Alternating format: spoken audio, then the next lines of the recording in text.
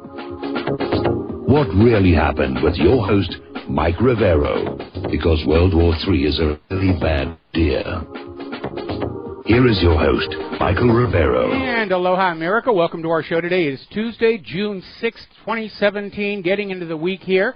It is the 73rd anniversary of the invasion of the Normandy beaches on D-Day. Not a very, very happy anniversary. Over 425,000 people were killed during that Battle of Normandy, almost 500,000.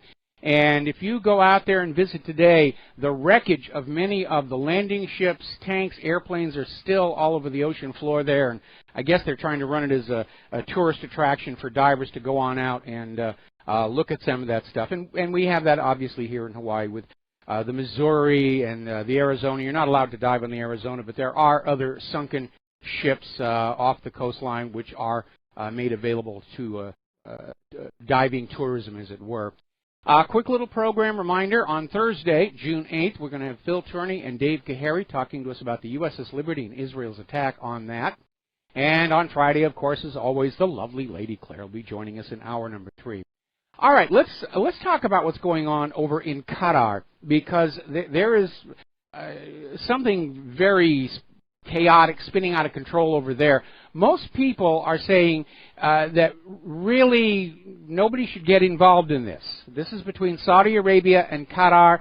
Apparently Trump went on over there and saying Qatar was financing global terrorism, even though there are indications that many countries are doing that, including the United States. But even though we have articles like in The Guardian saying don't pick a side on this one, Trump has. He's taken the side of Saudi Arabia. He's congratulating all these other countries for cutting off communications with Qatar. And it's very, very worrying, and Donald Trump is out there tweeting, this will be the beginning of the end of the horror of terrorism. And the problem is, every time the United States wants to attack another country, they promise us it will be the end of terrorism, and of course that never really happens. Because it is the attacking of countries that leads to real terrorism, and of course all the rest are actors supporting the war agenda. In fact, I think probably most acts of terror are in fact false flag hoaxes to push along some kind of a military or draconian agenda. We'll be getting into that a little bit later with something Theresa May just got done saying. Meanwhile, the Pentagon is out there directly contradicting the president and saying Qatar needs to be praised for its enduring commitment to regional security. Now, from the Pentagon's point of view, Qatar is home to a key base that houses 11,000 American troops, and the U.S. military regularly uses to launch airstrikes against ISIS and other groups in the region. So the Pentagon needs to be on good terms with Qatar. And so the question is, why all of a sudden now? What's going on here? Well, one possibility is that Qatar is a nation that is rich in natural gas, but most of it lies offshore. And there is a demarcation line between Qatar's offshore natural gas fields and those belonging to Iran, which is just across the strait there. And this may be a move by Saudi Arabia to gain control of that natural gas and possibly even push that boundary with Iran a little bit, which might lead to war. But there is another issue, and that is that we are still hearing talk about an eventual, unavoidable war with Iran. And all of this diplomatic chaos is actually pushing Qatar to move closer to Iran, Russia, and China. And that could cause a little bit of a problem, because if Qatar is aligned with Iran, Iran could forward base on Qatar, and that would give them tactical control over that part of the strait. There may be another issue here, that if Qatar and Iran ally and Saudi Arabia attacks Qatar, Iran would be required to come on in, and that would open the door to the war with Iran that everybody's been talking about going all the way back to the 1990s. So it looks like they're getting ready to really ramp up the war and just uncork. And the Qataris are emptying the banks, they're emptying the stores. Everybody there is just afraid that this is going to be the end of the world here. Meanwhile, over in Great Britain, a little bit of an awkward moment, because as you know, the Home Office prepared a document that points the finger at Saudi Arabia as the primary state sponsor of terror in the region and in Europe. and they're saying it's a sensitive report. They don't want to release it. There are growing calls for the release, and obviously if that report comes on out, it undermines the current propaganda saying that Qatar is the main sponsor of terror. So a little bit of conflicting propaganda going on here. Meanwhile, apparently somebody got into the email of Yusuf al-Otaiba, who is a contributor. He's one of Washington's most influential foreign operatives, and if they got his emails that were going to Huffington Post and Daily Beast, this is coming out of The Intercept. And Otaiba is the United Arab Emirates ambassador to the United States. And apparently it revealed that the U.S. was working with the United Arab Emirates against Iran and Qatar. So that is all coming to light. A lot of very backroom politics going on. We're going to do a quick shout out now to our on-air affiliates who are just now rejoining the network. We're still hearing from the Bilderberg meeting, and you know, it wasn't all that long ago where if you talked about the Bilderbergers, oh, that's a conspiracy theory. That doesn't happen. Now, of course, it's pretty much acknowledged. There was this annual gathering of the Bilderbergers. It's in Virginia this year, and they are having to make some public pronouncements which may or may not have any bearing on what's really going on. But the indications are that one of their top items of discussion is Donald Trump, who is seen as an enemy of the globalist movement, as is any leader of a sovereign nation that wants to stay sovereign, which I guess would also include Vladimir Putin. Now, there's a story that came on out here, and it was in Raw Story, and I'm not sure. This feels kind of wanky. Based on the usual anonymous leakers from inside the White House, blah, blah, blah, blah, blah. They're out there saying that Donald Trump is looking to fire Jeff Sessions because Sessions recused himself from the investigation into Russian meddling, which led to the appointment of the independent counsel. And then it concludes with this declarative statement, if Attorney General Sessions is fired, it's all going to be about Russia. Do you see how they're still trying to push this Russia thing? And they're trying to get very, very devious about it, because just coming on out and say Russia helped Donald Trump, Russia collusion, nobody's buying that anymore. So they're trying to do what's called a propaganda laundry, where they're going to keep pushing this idea that Russia was aiding Donald Trump in the election, Russia was hacking this, Russia was hacking that. But it's going to come through circuitous sources to make it seem like it's a foregone conclusion, and you weren't supposed to hear about this, but it does support the Russian situation. Now remember, wasn't that long ago that Georgia's Secretary of State, Brian Kemp, was looking at their voter database. There were hacker attempts on that were blamed on Russia, and he said, no, it tracked back to the Department of Homeland Security. Then there was that other flashback story from about a month ago where the FBI tried to bribe an arrested hacker in Europe with cash and U.S. citizenship to say that he hacked the DNC server for Trump and Putin. And the hacker decided he didn't want to go along with that. And he's out there with his lawyers saying they tried to bribe him to say, yes, I was a hacker for Putin. Now remember, all of the election fraud that has been documented from last year all favored Hillary Clinton. So the story that Russia was hacking the election to help Donald Trump, it doesn't make any sense. They haven't found any election fraud that favored Donald Trump. Now here's a very, very interesting story. This is coming out of 12160. And it's talking about this company, CrowdStrike. Now CrowdStrike was this security company that was hired by the DNC and the Hillary campaign to watch over their servers, and part of what they did was an intrusion analysis. In other words, they actually hacked the DNC servers to see if it was possible. And it turns out their chief technology officer, Dmitry Alperovich, has apparent ties to the U.S. intelligence community, and apparently CrowdStrike has done work for them. And apparently they're one of the groups that will fabricate fake evidence on demand for the U.S. intelligence community. So in other words, the DNC actually paid CrowdStrike to fake a Russian hack attack on their servers. And this brings us to the story of Reality Lay Winner. And I know it sounds like a bizarre name. It turns out she actually changed her name legally to Reality. We don't know what it was before. And she's all of a sudden, now this is the lady who got arrested for leaking a document to The Intercept over at Glenn Greenwald. And apparently Greenwald made the mistake of publishing the scans of the documents that she sent to him, which is supposed to be this NSA document showing that Russia was interfering with the U.S. election. And frankly, this feels like a psyop. They're just putting so much attention on her, and they're selling this story on the corporate media, as she's been on Fox News already 4 times this morning. And apparently she had a top-secret clearance, even though she was posting these rants about President Trump all over her social media. Apparently she was a Bernie Sanders supporter. At one point she posted, "Being white is terrorism." So we're dealing with somebody who's got issues. And frankly, it feels like a propaganda stunt. That they're saying, oh, well, you know, she leaked this NSA document that says Russia was hacking the election, so it must be true. No, not necessarily. In fact, there really isn't a lot in that NSA document other than a rehash of the previous unsubstantiated allegations. And I think Greenwald got played. I think he got played on this.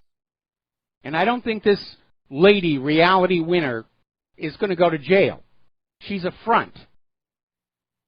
And there are already intelligence officials who, or former intelligence operatives coming out and say, this article says there's no real evidence. It's just a rehash of the same propaganda all over again. Now, obviously, Glenn Greenwald has damaged himself and The Intercept very, very badly, because when you're in this line of work, you protect your sources at all costs. You never want to get a reputation that you've burned a source. All of a sudden, people stop talking to you. And I take it as a point of pride that in the over 20 years that I have been doing this, I've never burned a source. There have been times when I have buried a story rather than risk having it tracked back to a source. So this is another propaganda setup. They're trying to do propaganda laundry, release it through these circuitous means, try and convince you, oh, it must be real. This was a classified document. It's been leaked out. It must be true. No, it's a hoax. It's another hoax. All right, let's take a phone call. Mark in North Carolina. Aloha. Welcome to the show. What's on your mind? How you doing, Mike? Mike, I don't know if you remember yesterday I was putting down Breitbart. Well, that was the story about CrowdStrike started it when, I don't know, what's his name? Lee, Reality Lee Winner. His last name now, but yeah. No, I'm talking about the guy who's a reporter for Breitbart. He's okay. Shanahan. Yes. Shanahan. Something like that. Okay, anyway, he said he was fired because he wanted to keep on reporting on CrowdStrike. Breitbart told him no. Now, I just found something else out very interesting. I just listened to Joseph Watson before, and Watson said that they fired another reporter at Breitbart for saying supposedly anti-Muslim tweet. I looked it up. I Googled it and looked it up. It was Katie McHugh. He said something to the fact that if these people hadn't been here at the time, they wouldn't have committed this terrorist attack, something like that. So it wasn't anything extreme. Sounds like common sense to me. Breitbart is out of it now. I think we got to understand they're not alternate news. They are party establishment. They're fake news. They've been co-opted. They've been co-opted ever since Andrew Breitbart died. It's been co-opted, obviously. Well, no, Bannon was good. Yeah, Bannon was good. Yeah, you're right. Bannon was good. But ever since Bannon went to the White House, they've obviously just sold out, or whoever Bannon left in charge, he did not pick his successors very carefully. I think the guy left in charge is this guy, Alexander Marlowe. And the other guy is Boyle. Both of them, they're both very inexperienced. They know what they're doing, and I think, and they're very overcautious. I mean, Bannon wasn't afraid to say anything. He had Roger Stone on there almost as much as Info has him on now. He had all kinds of people on it, and Stone would say stuff like the Bushes were behind the Kennedy killing, the Bushes were behind the HW is behind the killing of Ronald Reagan. And he would say that on Breitbart's show. I mean, you know, because he wrote a book about the Bushes at the time. He was not afraid, you know, and you know, Bannon wouldn't mind at all. I mean, this was almost like InfoWars at the time. They're very close, or almost like you, like listening to you. Okay. But now they're totally useless, and I think people have to know. Stop listening to them. Stop, you know, supporting the website. We got to bring them down. He's made them. People made him. It was a populist, kind of uprising that made that news site and made the show. And now we, the people, got to bring them down. Take them down. They don't deserve to be there anymore. Okay. They're betraying the very people that made them big. You know what I mean? Well, you know, obviously, anybody who's perceptive, who's been following along, is going to be looking at Breitbart and realizing that they have lost the old Breitbart magic or the Bannon magic. And I've gotten a lot of emails from people saying, don't even bother linking to them anymore. It's really kind of a lot of nonsense here. Anyway, Mark, I'm going to let you go, and we're going to take another phone call. Thank you for the call. Steve in California. Aloha, Steve. Welcome to the show. What's on your mind? I just sent you an article, Michael, on the B-52 that was intercepted by Russian fighters, and it's quite obvious that the United States is attempting to provoke Russians into some kind of military action. So I just sent you that a little bit. I don't know if you've already picked up that stuff. Okay, are you still there? Also, yeah, we got a bad connection. We're going to have to reset our Skype over the next commercial break. That's fun. That was my fault. Okay. All right. Do we still have Steve? I'm here. Okay, Steve. So could you repeat what you just said? Yeah, I just sent you an article, an email just a second ago, maybe 10 minutes ago, about Russian fighters intercepting a U.S. B-52 on the Russian border. And it just appears that the United States is trying to provoke a military response from Russia. So I just sent that over to you. You may want to discuss that a little bit later. Yeah, actually, I was going to. It's in the talking points. Yeah.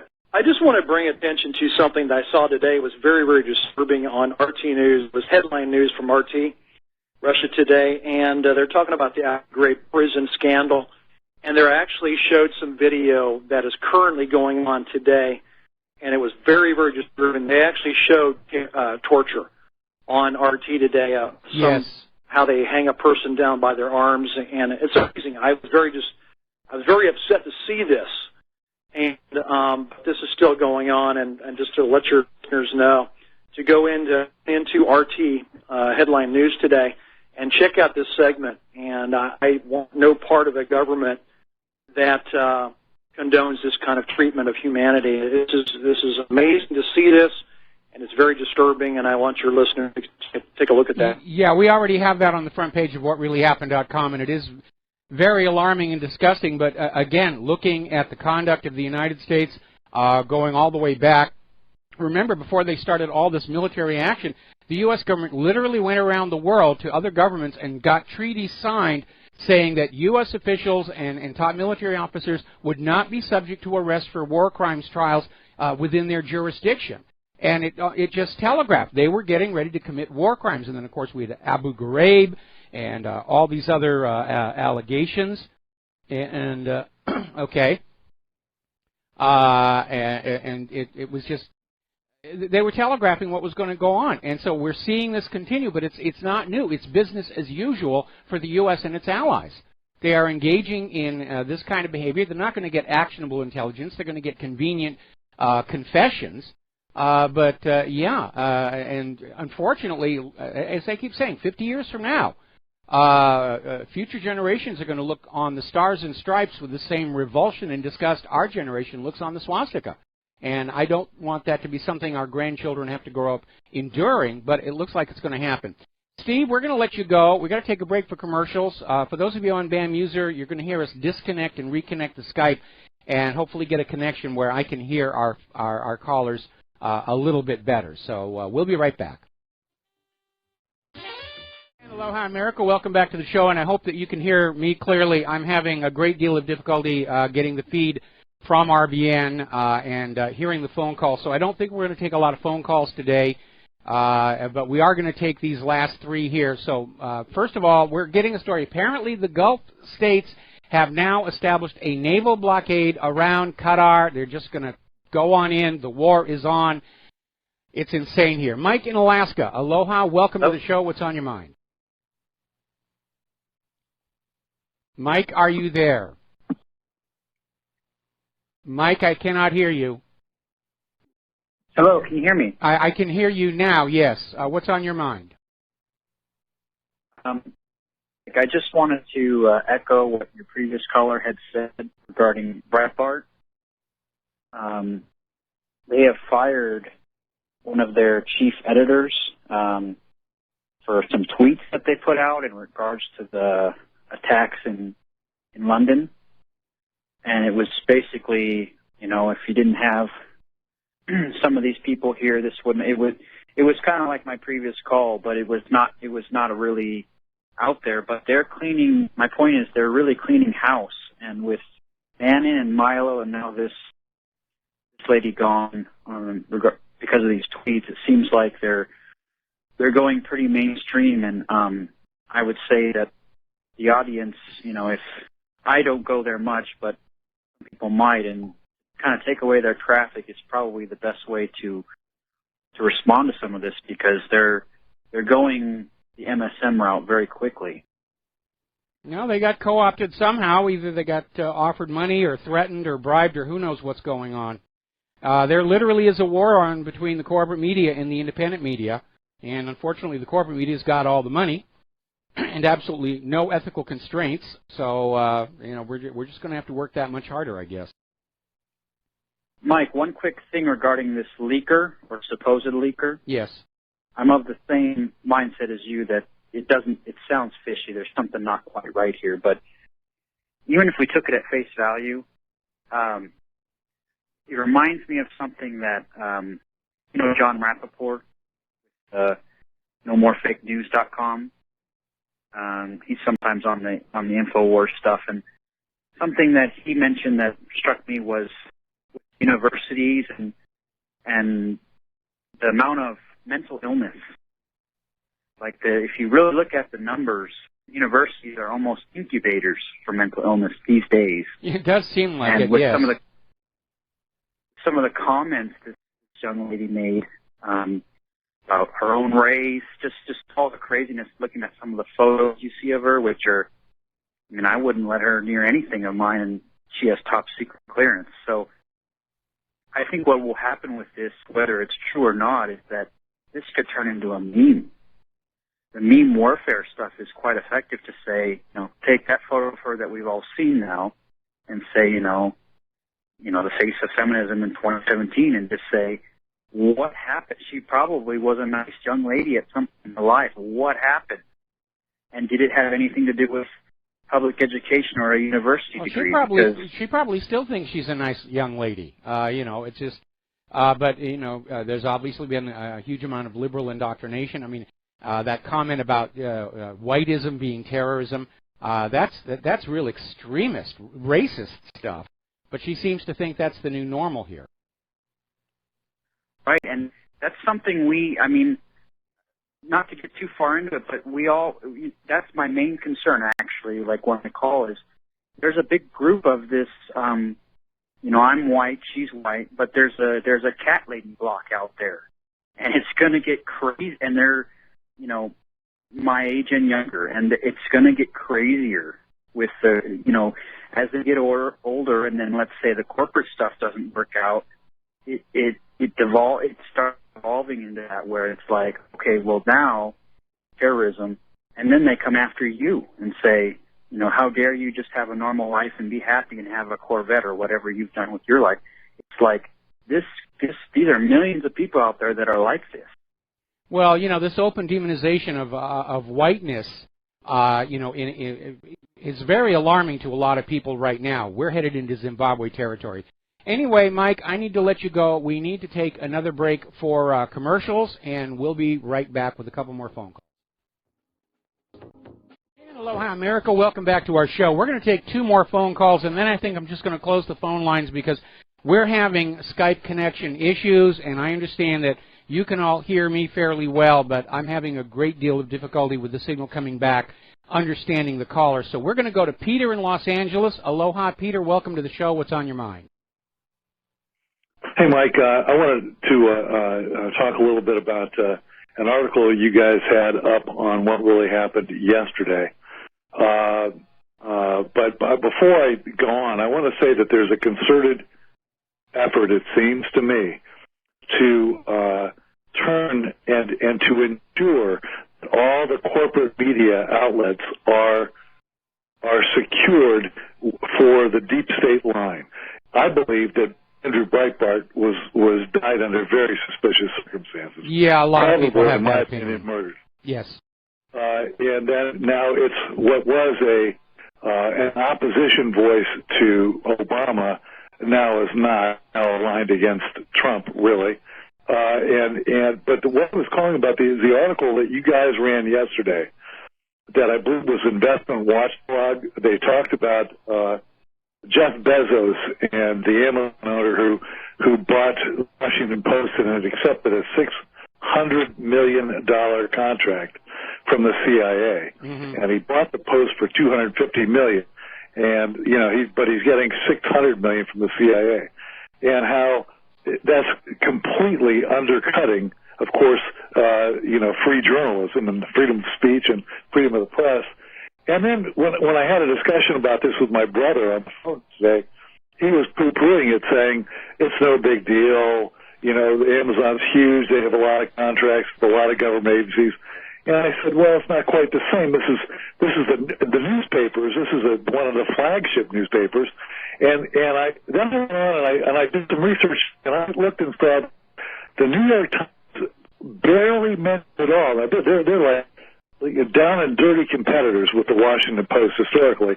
You think if they were undercut, the Post, that by the CIA and their credibility, that the New York Times would be all over it, but they're not. And I thought that was curious too, Mike. Well, of course, the history of Operation Mockingbird, right?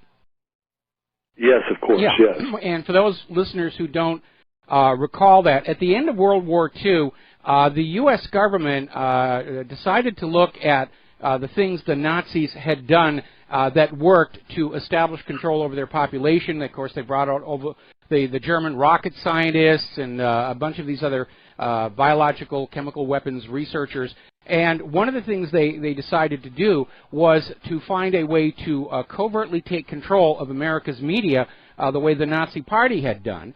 And that was the origin of Operation Mockingbird, where they went on out and they did a study to say how many top managers in how many media organizations would they have to control in order to control what the American people were being told by the corporate media. And it turned out to actually be a rather small number.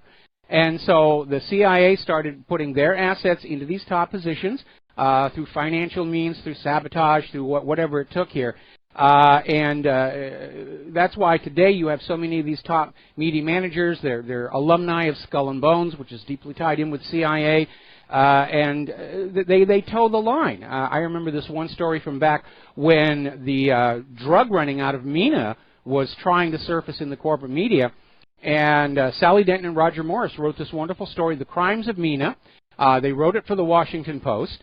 It was all fact-checked and cleared for publication by the Washington Post's own lawyers, and managing editor Bob Kaiser, a Skull and Bones alumni, spiked the story, and he wouldn't even explain why. And ultimately, Sally Denton and Roger Morris got it published over in Penthouse, for those of you who were looking at something other than the pictures.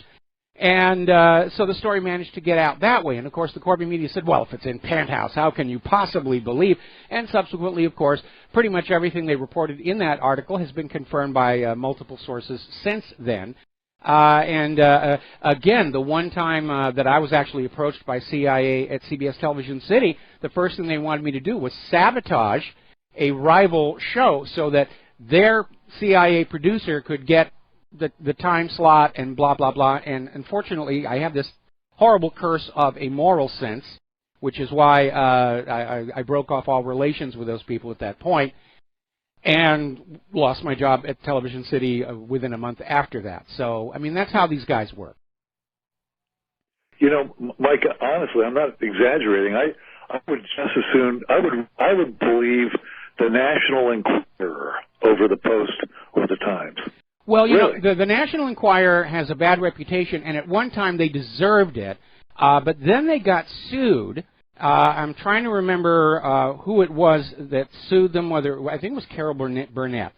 And actually, ever since then, the National Enquirer, they actually do some decent fact-checking on their stories. It's sensationalized, it's still tabloidized, but there's a lot of interesting information that you can glean from that. And every once in a while, I'll look at a copy for some of the stuff that was coming out about Obama. A lot of it's junk and nonsense, but like anything else in the media, you go through and you ferret out what makes sense to you. And that applies not just to the National Enquirer, but to CNN, Fox, WhatReallyHappened.com, Republic Broadcasting.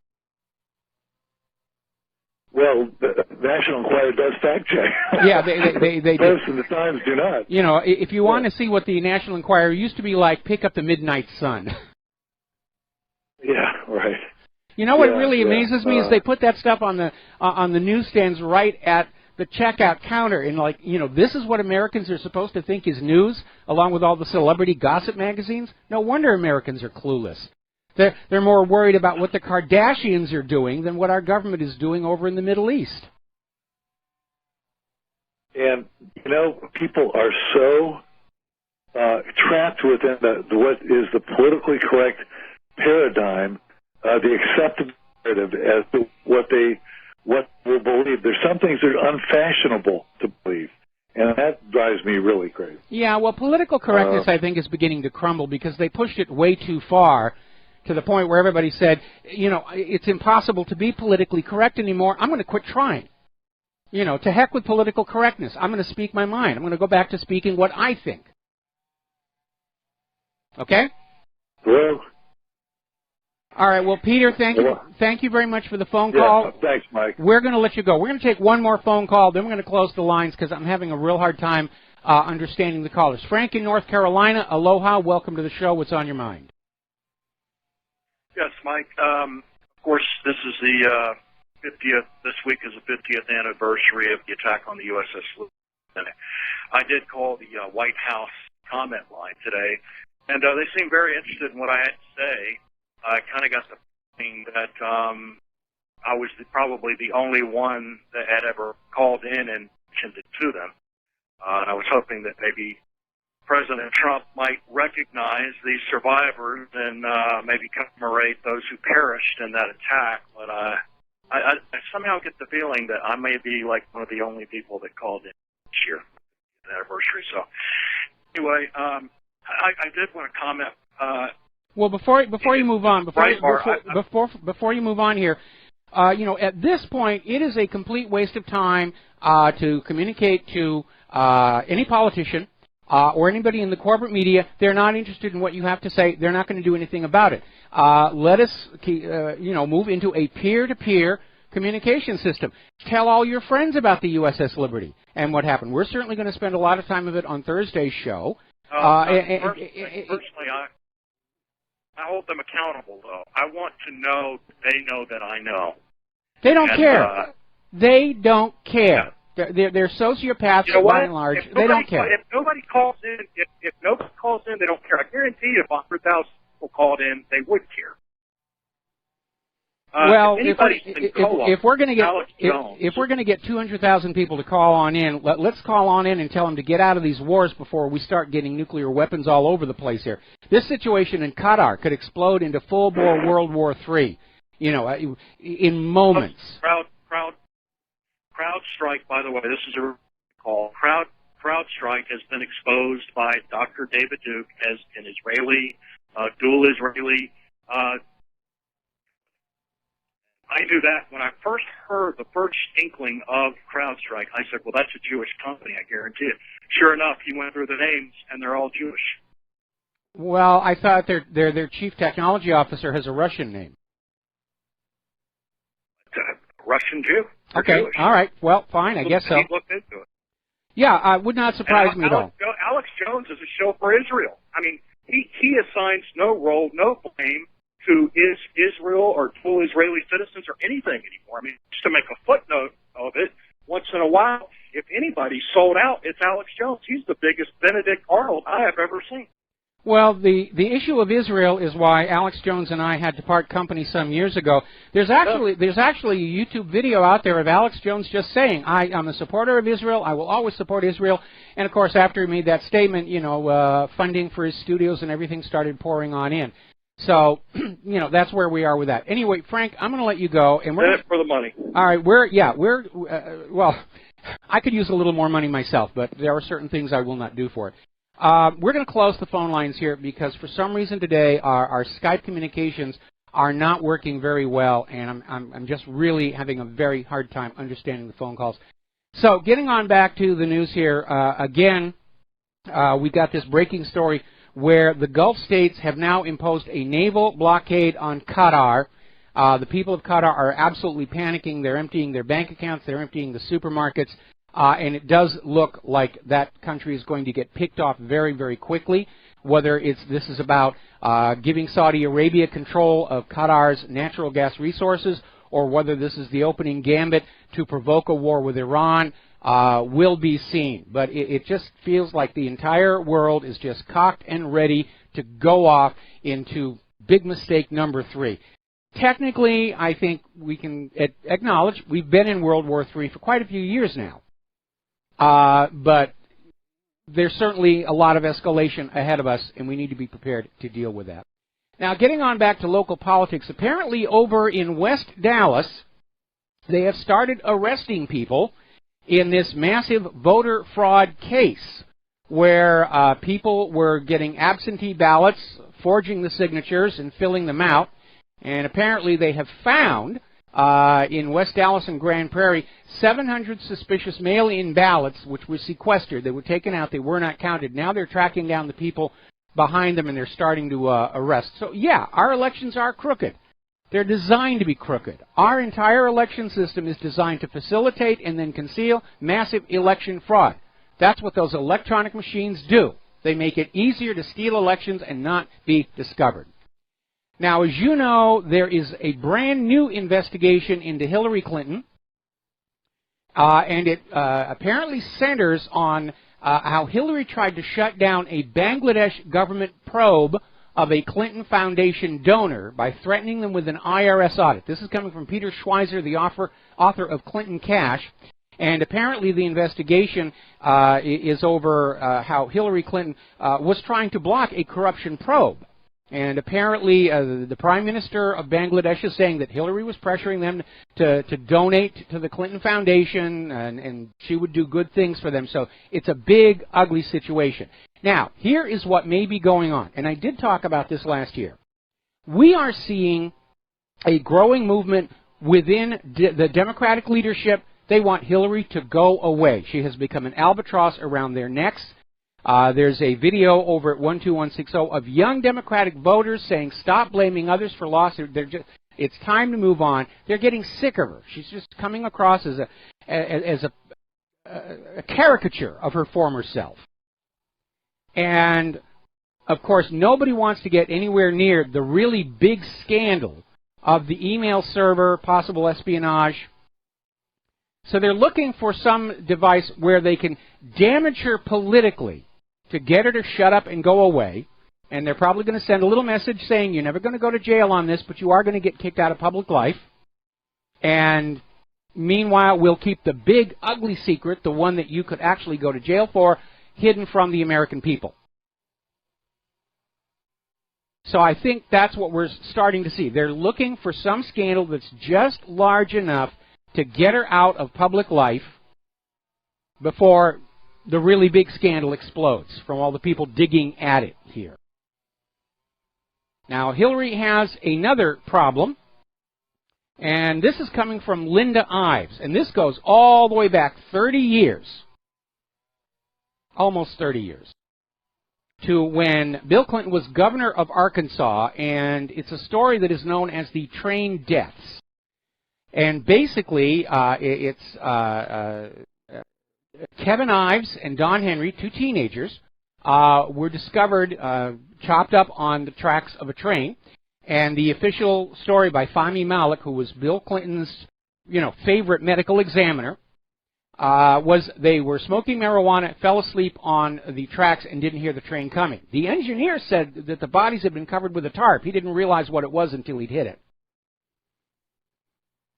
Now, the evidence seems to indicate these two kids had accidentally witnessed one of these Iran-Contra drug drops, and they were killed to cover it up because the Ives, after Fahmy Malak said it was marijuana in the train, they paid for their own medical examiner. They had the bodies exhumed, and they discovered there were other wounds on the body that could not be explained by being run over by a train. So this is now going to court, and basically the lawsuit is against some of the three-letter agencies that had to be involved in what amounts to a massive murder cover-up. And we certainly know there have been a lot of those in the history of the Clintons. And I hope Linda Ives is wearing her Kevlar undies, stays out of small airplanes, avoids long walks in suburban Washington, D.C. parks, because people who are threats to the Clintons have a bad habit of dying under very questionable circumstances. Remember last year we had something, what was it, 5 people who were threats to the Clintons, and they all died in the space of like 2 months, including Seth Rich. Now, as you know, over on Broadway, there have been a lot of plays that are out there attacking Donald Trump, and, even to the point of harassing the vice president when he went to see one of the plays. But apparently there's an off-Broadway play that was taking jabs at President Trump. It's called Building the Wall. It was written by Pulitzer and Tony-winning political playwright Robert Schenken. And it is now closing because apparently nobody's interested in seeing off-Broadway plays that poke fun at the president, and ticket sales were reported to be dismal. And that is a bad word to theater. All right, we're going to take another break for some commercials. We'll be back with more news after these few. Aloha, America. Welcome back to the show, and please do not call because we are not taking phone calls today.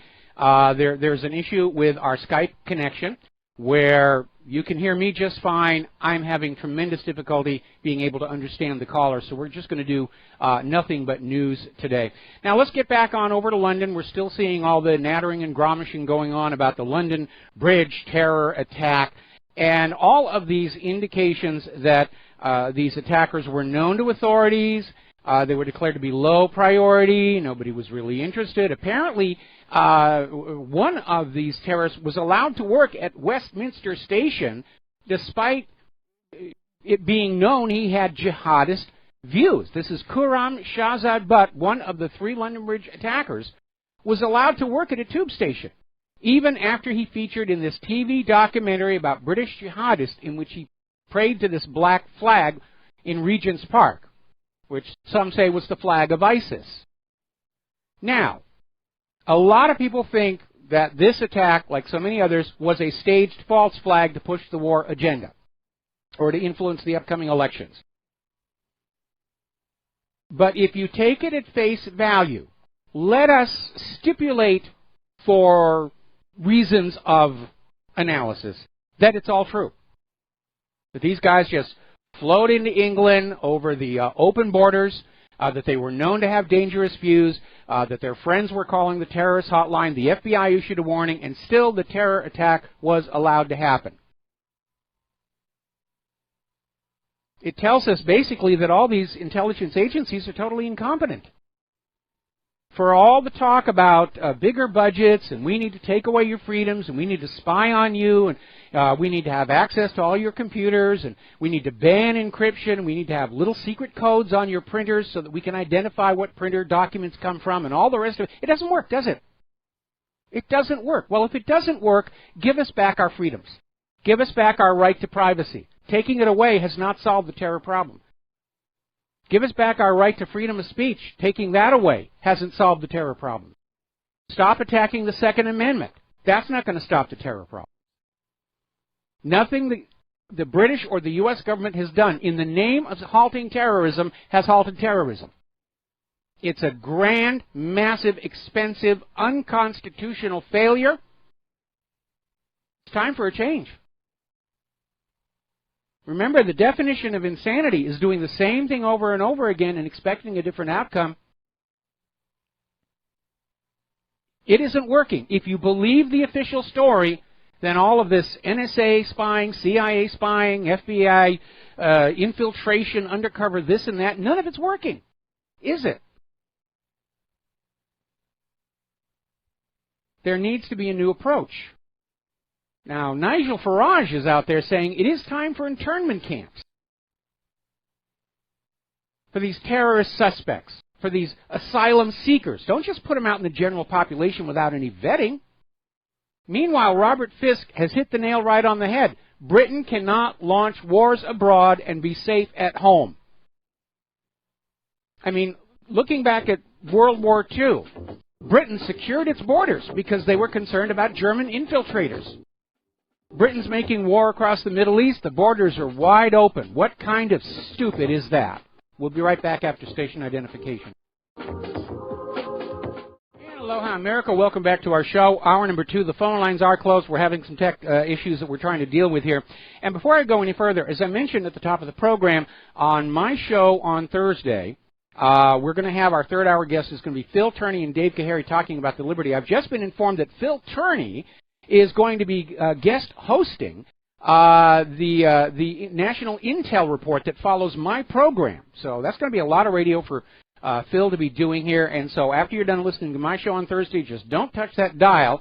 And the National Intel Report is going to be spending all of their time on the USS Liberty. And it is something we need to make a big deal about it, because we are sick and tired of being lied to and tricked and having our young people just murdered in cold blood for political gain. Now, getting on back to the London terror attacks and all of this nonsense about grabbing for more power and authority, Theresa May has literally said she will rip up human rights laws in order to fight terror. You don't need to rip up human rights laws to fight terror. Close the borders. No matter what happens, act of terror, traffic accident, hailstones, what do? We got to take away more of your rights and freedoms. Sorry, it's the only way we can do.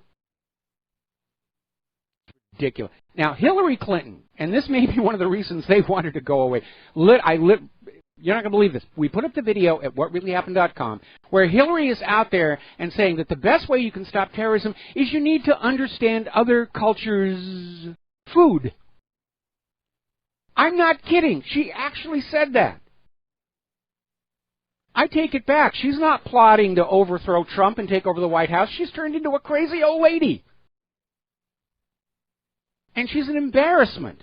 And I'm not surprised that the Democratic leadership wants her to fade away, because as long as she's out there flapping her gums, she is going to be a serious liability for next year's midterm elections and 2020.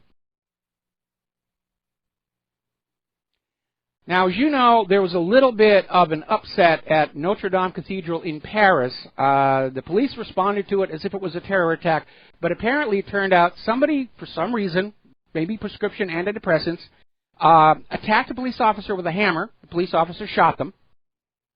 And they closed down the cathedral, said, everybody stay away, there could be more hammer-wielding, whatever. Meanwhile, an ISIS-linked media group, meaning a propaganda front, is threatening new attacks in France. They're really ramping up the terror booga-booga, and I'm concerned, again, the false flags, if they're not getting traction with the little false flags, they're going to get bigger and bigger and bigger. Because the forces that are behind this agenda, pushing for a global war and a global government afterwards, they're not going to quit. They've gone too far. They've spent too much money. They're just going to keep pushing until they get what they want or they come crashing down. Meanwhile, over at Twitter, an Al Nusra Twitterer is blaming Putin for the London Bridge attack. See, this is an aspect of politics you need to keep in mind. No matter what happens, everybody's going to say, how can I further my agenda with this? And, of course, out here in the real world, when you see all these different competing, contrasting claims, they tend to cancel each other out. And that's why the current propaganda isn't working all that effectively and efficiently. See, for propaganda to work, it has to present a narrative, a cohesive, coherent, believable alternative reality to mask out the real reality. And when you have all this propaganda, it's being designed by advertising agencies and public relations firms, where it's basically get out this idea, get out this story, then you erase the blackboards and you start all over again with something else, and you get contradictions, you get stuff that just doesn't make any sense, and that's why it's not getting the traction that they want. Now, one of the big questions, of course, is did the Manchester bombing and the London Bridge terror attacks, were they done to try and influence the elections? And certainly we're already seeing that in places like articles, Tory record on terrorism, very weak, deeply worrying. This is coming from Russia Today. So they're already out there trying to use this for the elections. And there was another very interesting article. This one came out of The Nation. It said, after a terrorist attack, Spain rejected its hawks. Will Britain? And they're basically talking about how back in 2004, just a few days before a critical election, a series of nearly simultaneous bombs exploded on 4 commuter trains in Madrid, killing over 190 people. Before the bombing, the Socialist Party was 5 points behind in the polls, and it ended up winning by 5 points. So we might actually see a surprise result from the British election later this week here.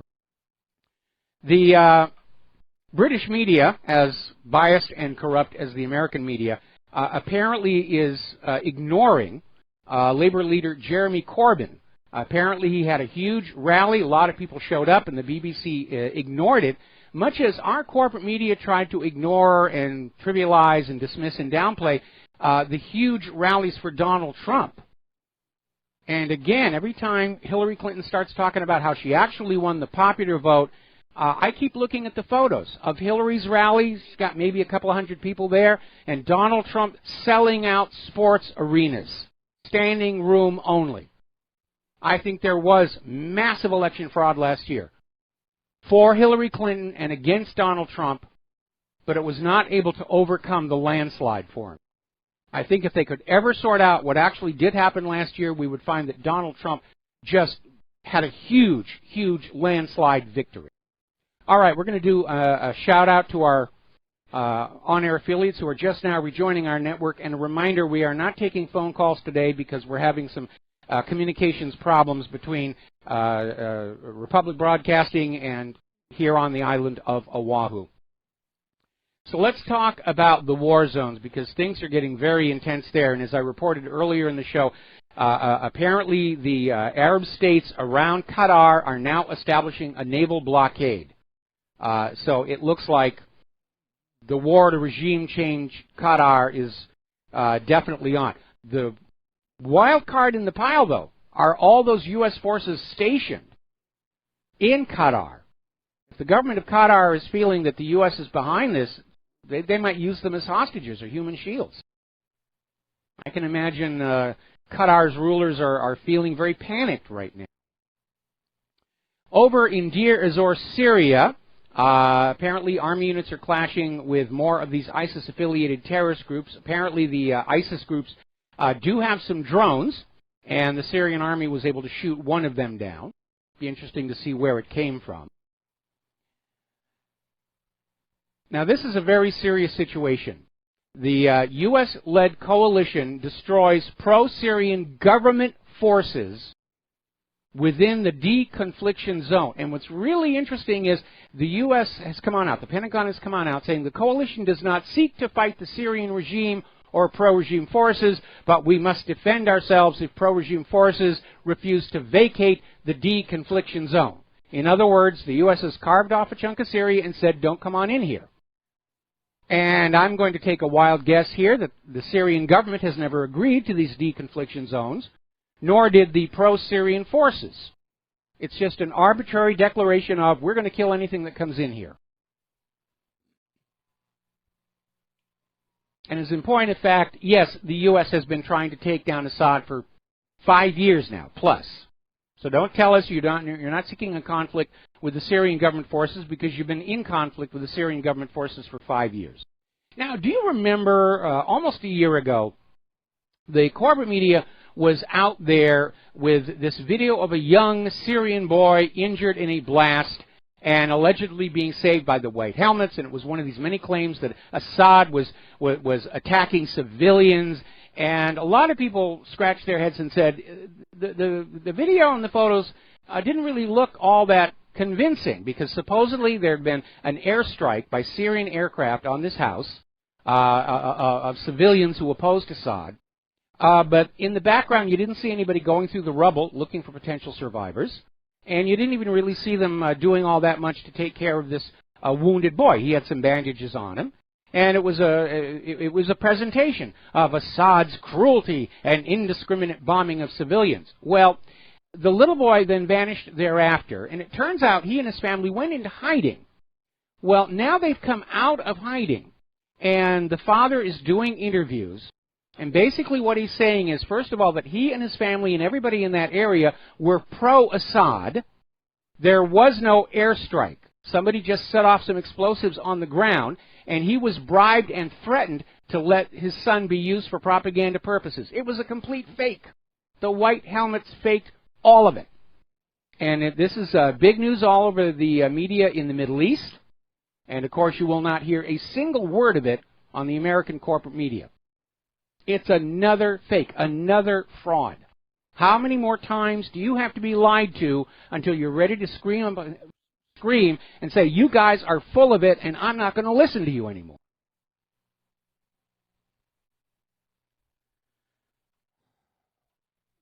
Okay. Looks like my server may be having some issues. I'll have to get to that next commercial break. Now then, the U.S.-led coalition has set up a second military base on Syria's border with Iraq. They're trying to take control of that border. And apparently another U.S. military convoy has entered Syria from Iraq. And what they're going to do is they're positioning these new U.S. forces around the Kurdish forces to try and discourage Turkey and Russia from attacking the Kurds, who are trying to carve out the new Kurdistan. Basically, the U.S. government is betting that neither Turkey nor Russia will risk hitting American forces, who are being used as human shields for the Kurds. Russia won't. I'm not so sure about Turkey. Turkey is not very much fond of the United States after that failed coup d'etat. Now, fresh from his appearance at the Bilderberg meeting, McMaster is urging yet another surge in Afghanistan, even though the last surge did not really work, and the surge before that really did not work, and the surge before that really did not work. Getting on back to that definition of insanity. And basically, McMaster is still out there trying to push for more engagement in Afghanistan. And you say, Quagmire? I knew you could. Now, one of our callers, when we were still able to take calls today, called on in about this. Apparently, a Russian Sukhoi 27 fighter jet was scrambled to intercept a U.S. B-52 strategic bomber over the Baltic Sea. And basically, they're saying that the U.S. warplane was in neutral waters, but flying right along the edge of the Russian border. So, yeah, it's a provocation. The U.S. is trying to goad Russia into doing something that would open the door to outright war. Because that ruble must be destroyed if the U.S. dollar is ever going to become wonderful again. Or at least that's their thing. Defense Secretary James Mattis has remarked recently that a war with North Korea would be tragic on an unbelievable scale. Experts are looking at how the original Korean War went. They're not seeing a chance for much of a difference this time. There'd be a huge, huge body count. And, of course, it runs the risk of a nuclear disaster. And still, they're pushing. And, of course, the idea is that all of these people who want these wars, they're safe at home. They're safe in their bunkers, in their bank boardrooms, in their defense contractor offices. They don't have to worry about it. The rest of us do. Because we're expected to pay for it. We're expected to send our children off to be killed and crippled in it. And sometimes I do think they are caught up in a groupthink of the infallible U.S. military. Caught up in this idea that the U.S. never loses a war, except, of course, that we certainly lost Vietnam. And we didn't exactly win in Korea. And we haven't really exactly won much of these wars we're mired in now. We're holding ground, I think, at the most generous, is all you can say. Meanwhile, down in Africa, the European Union has agreed to hand over £43 million to fund a new counter-terrorism force in Africa. Oh, there are terrorists in Africa. There's also a lot of natural resources down there that are undeveloped. But of course, you can't sell a war to the people by saying, well, we're going to invade Africa and we're going to grab all their gold and silver and tantalum and rare earth metals and uranium and all that other stuff. People are going to say, will you go grab it yourself? You leave my kid alone. Oh no, the new terror threat is Africa. Yes, we told you Qatar was the terror threat, and then Iran was the terror threat, and Iraq was the... But now it's Africa. We've got to go into Africa.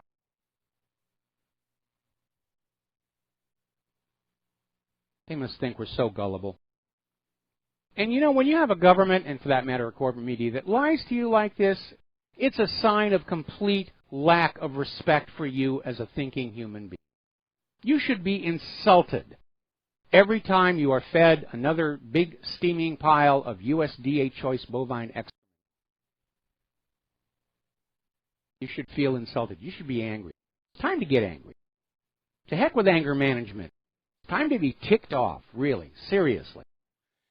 Alrighty, let's talk about the economy because things are heating up there as well. As you know, the banks in Spain are in serious trouble. Apparently, their stocks are crashing, and there are growing rumblings that Spain may invoke a European Union law allowing them to engage in bail-ins.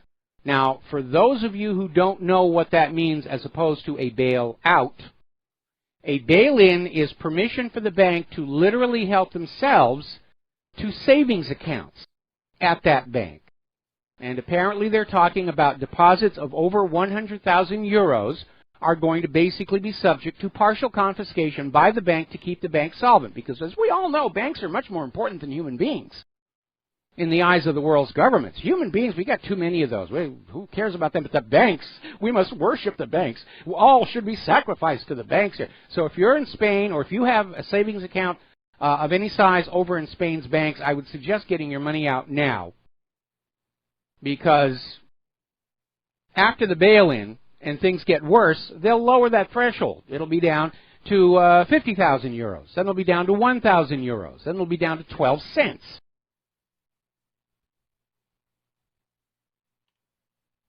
Don't wait for the last minute. Remember what happened over in Cyprus. They did the bank bail-ins and confiscations before the people even knew it was going to happen. They showed up, the bank doors were closed, the ATMs were shut down. By the time it reopened, their bank accounts had been subject to a haircut, or a scalping, or a castration, depending upon your point of view.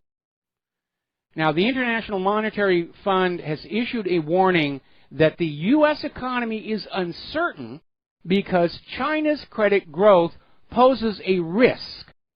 And we're seeing all kinds of indicators out there. Toronto's housing bubble is exploding.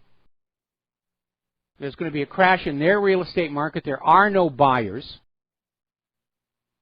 And again, this is the downside of globalism.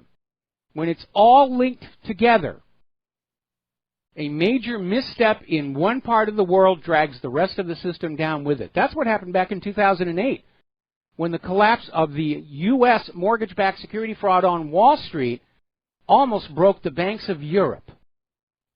And you would have thought that somebody would have said, we need to put up some safety barriers. Oh, no. It's great having it all global. We can just move it all over just as fast as we want. This is good for business.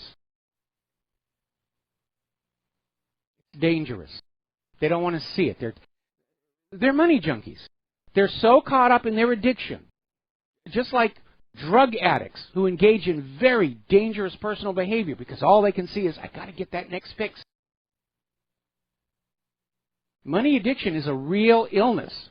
It's the only one the pharmaceutical industry isn't making a pill for.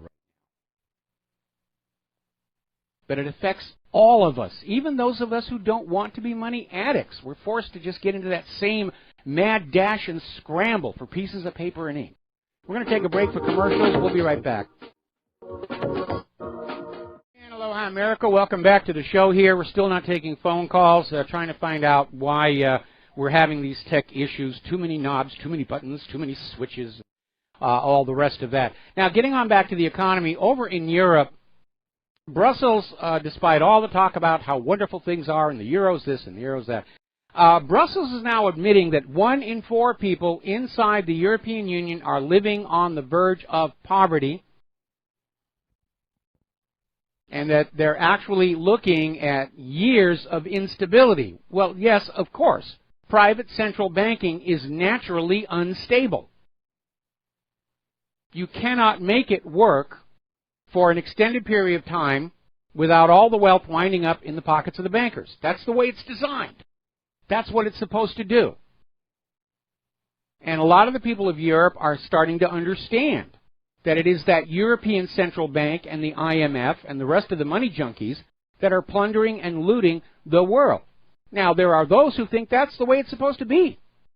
It's supposed to be great. Joe Biden is out there saying he personally fought to keep Greece under the control of the European Union debt loads. And apparently he was boasting about how he played a key role in keeping Greece in the European Union and blocking the Grexit. Now remember, when Tsipras ran for the presidency of Greece, he campaigned on a promise of Grexit, and then as soon as he was in, somehow he was blocked from doing it. By the way, the latest extortion for yet another bailout, which is just another loan, is apparently Greece will be forced to sell their public water utilities into private ownership under this plan coming from the European Union. Privatization, as we already know, means poorer service and higher prices, because it's no longer a utility that serves a public need, it's just another for-profit enterprise. Whether it's water, whether it's currency, whether it's electricity, if it's privatized, it means higher prices for ordinary people.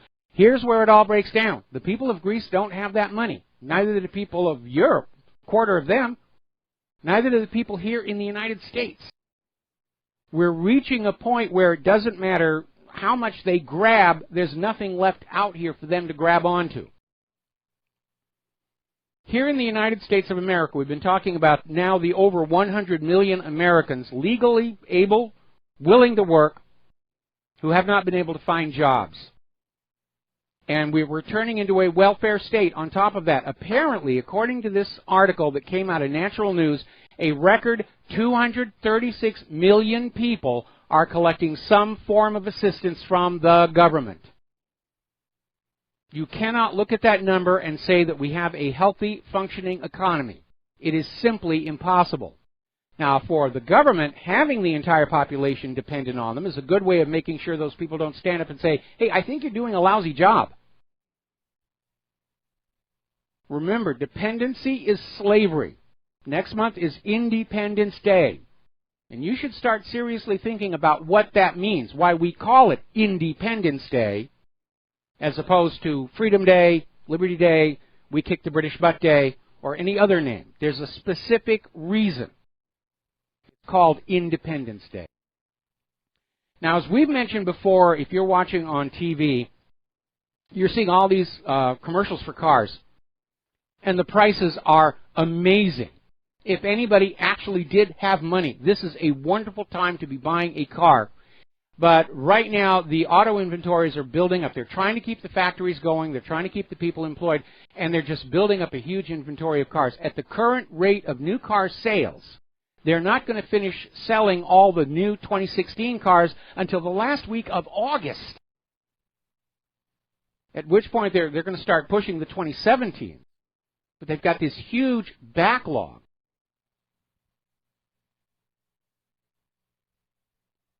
Remember Reagan and his cheese? They had a huge surplus of cheese, so Reagan just said, well, we're just going to send it out to everybody for free. Won't that be a wonderful thing? Let's do it with the cars. I know a lot of people who need cars. I need a car. So it's another indicator. We're going to take another break for commercials. We'll be right back. And aloha, America. Welcome back to our show here. And again, we are not taking phone calls. We're still trying to deal with some technical issues that make it, you're getting my sound feed apparently very clear, but the feed coming back from RBN to my studio here in Oahu is very badly garbled. So as our infrastructure declines to third world level here. All right, we're talking about the economic news. And we know that there are cities all across America that are going into bankruptcy. Now we're hearing about states going into bankruptcy. Article at governmentslaves.com. Connecticut is on the verge of collapse. And what we're seeing here is that all this talk about record tax revenues, somebody's fibbing somewhere.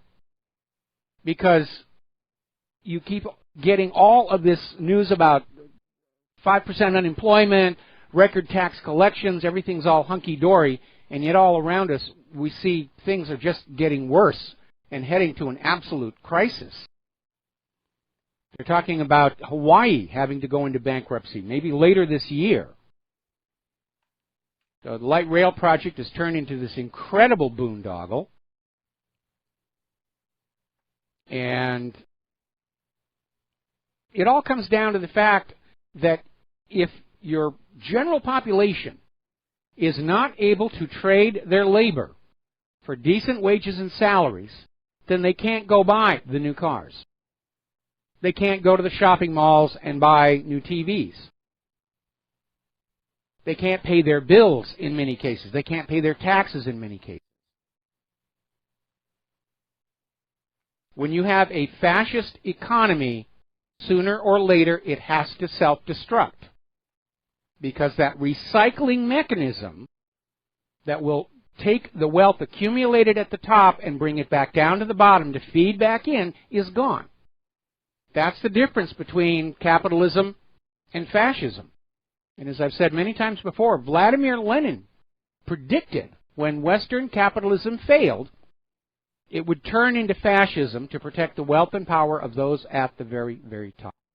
Now, there's been an interesting development. As you know, a lot of people talk about North Dakota's public bank and how public banks really do seem to work to support the public good, as opposed to these privatized banks that are all about looting and plundering and keeping us all their debt slaves.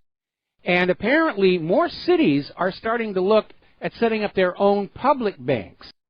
And I'm looking at this one story that came on out from BillMoyers.com, talking about Philadelphia, which is trying to cut the city's ties with Wells Fargo because of the scandals that have been hitting Wells Fargo and so many other banks regarding the fraudulent accounts scandal. And Wells Fargo settled for $25 billion for foreclosure abuse, $1.2 billion for improper mortgage lending practices, $184 million in compensation for steering Black and Latino borrowers onto predatory subprime mortgages. And yet nobody went to jail. Wells Fargo's management just shoved it off onto, it was the lower staff. They were doing this on their own. Now, former CEO John Stump finally stepped down, but he never returned any of his pay that he made during all of these crimes. In fact, he left with a $133 million severance package. So cities are starting to say, if all of these big banks are criminal, and we keep hearing all the time about all these settlements of drug money laundering and the rest of it, let's set up our own bank. There's no reason not to. And we're seeing this in cities all across the country. They're starting to say, we don't want to do business with these big banks. We always lose. Let's set up our own public bank to take care of the city and its people. There's no law against it. Obviously, the Federal Reserve doesn't like it. They can't do a thing about it. I think it's an idea as time has come. I think if we can get one thing out of this mess that we are all in right now, I hope when we come out on the other side of whatever it is that is about to happen, that the world will realize that privatized anything that should be a need for the people, it's just a form of enslavement. And private central banking has had a 300-year run. It's made the Rothschilds incredibly wealthy, on paper, at the expense of everybody else. When we talk about the blueprint for the new America, and we talk about modifying the Constitution and moving forward, I want right up there at the very top of that, no more private central banking. There shouldn't have been a private central bank anyway. Our current Constitution does not authorize the government to delegate the process of currency creation to a third party. The Federal Reserve is, on the face of it, unconstitutional. Now, we've also been talking about cable TV, usually in the context of corporate media. And they're losing audience. But apparently, according to this article that came out of Ars Technica, cable TV is failing as a business. They're complaining about rising programming costs, people switching to online video streaming, and that is a factor. People want to watch what they want to watch when they have the time to watch it. But there is another factor. They talk about rising programming costs. There isn't a lot of new stuff out there. At least here on Oahu, our Time Warner Cable, which is now Spectrum, it's a real task trying to find something on that program guide we have not already seen time and time again. And unfortunately, a lot of the new pay-per-views coming on out, they're not that interesting. There's so many remakes out there. They're remaking Orient Express again. The last one was wonderful. How do you try and improve on that? We're actually, in many ways, we're seeing a repeat of what happened during the height of the McCarthy era, where there was this program to purge Hollywood of anybody who was an independent thinker, who wasn't going to go along with the plan to demonize the Soviet Union and help support the new Cold War. And in the process, they drove some of their most creative people out of the industry.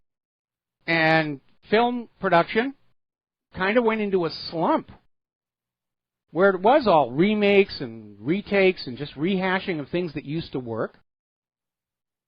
And I think it's happened again. Now, these days, about a decade ago, it was purge entertainment of anybody who isn't a supporter of Israel. And now they're back to saying anybody who's an aide of Russia, get rid of them.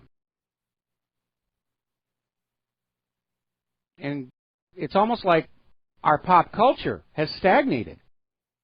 And not just film and TV. I go around the radio dial, and it's all formulaic. It all sounds the same. There's nothing really original out there. Now, people look back with nostalgia at the music of the 60s, and it certainly wasn't the quality of the music. Certainly, compared to today, the recording technology was very, very primitive. It was the content. It was the thought that was in the lyrics. And that has now been scrubbed away. By the way, there's a very cool movie out, and you'll find it somewhere in your dial. It's called Pirate Radio. And it's talking about where rock and roll was literally banned in Great Britain, and rock and roll was being broadcast from radio transmitters on ships at sea.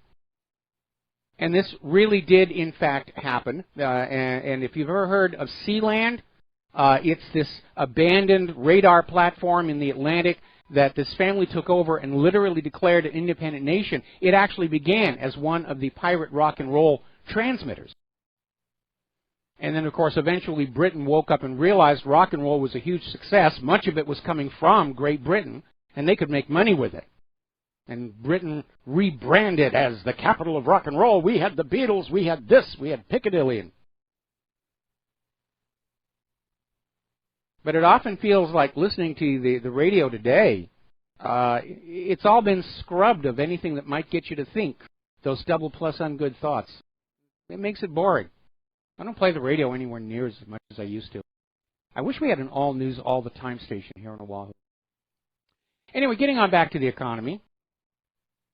Article coming out of The Guardian talking about how it's one thing to look at that top 1% or the 1/10 of 1% who are just getting insanely wealthy by rigging the system to just force money upward to them. But this article is saying the real problem, though, isn't that 1% or 1/10 of 1%, because in the end they're not actually taking that much out from the rest of the economy. They're saying it's that top 1/5, the top 20%, that are starting to get into money junkie thinking, and they're hoarding and pulling in and starting to play the same games. And there are enough of them where it does have a significant effect on the remaining 80% of the population. The wealth inequality is seriously out of control. And that wealth inequality is another way for saying that the bottom levels of our society, the workers, the middle class, the lower middle class, are not able to trade their labor for new wealth to pump back into the system.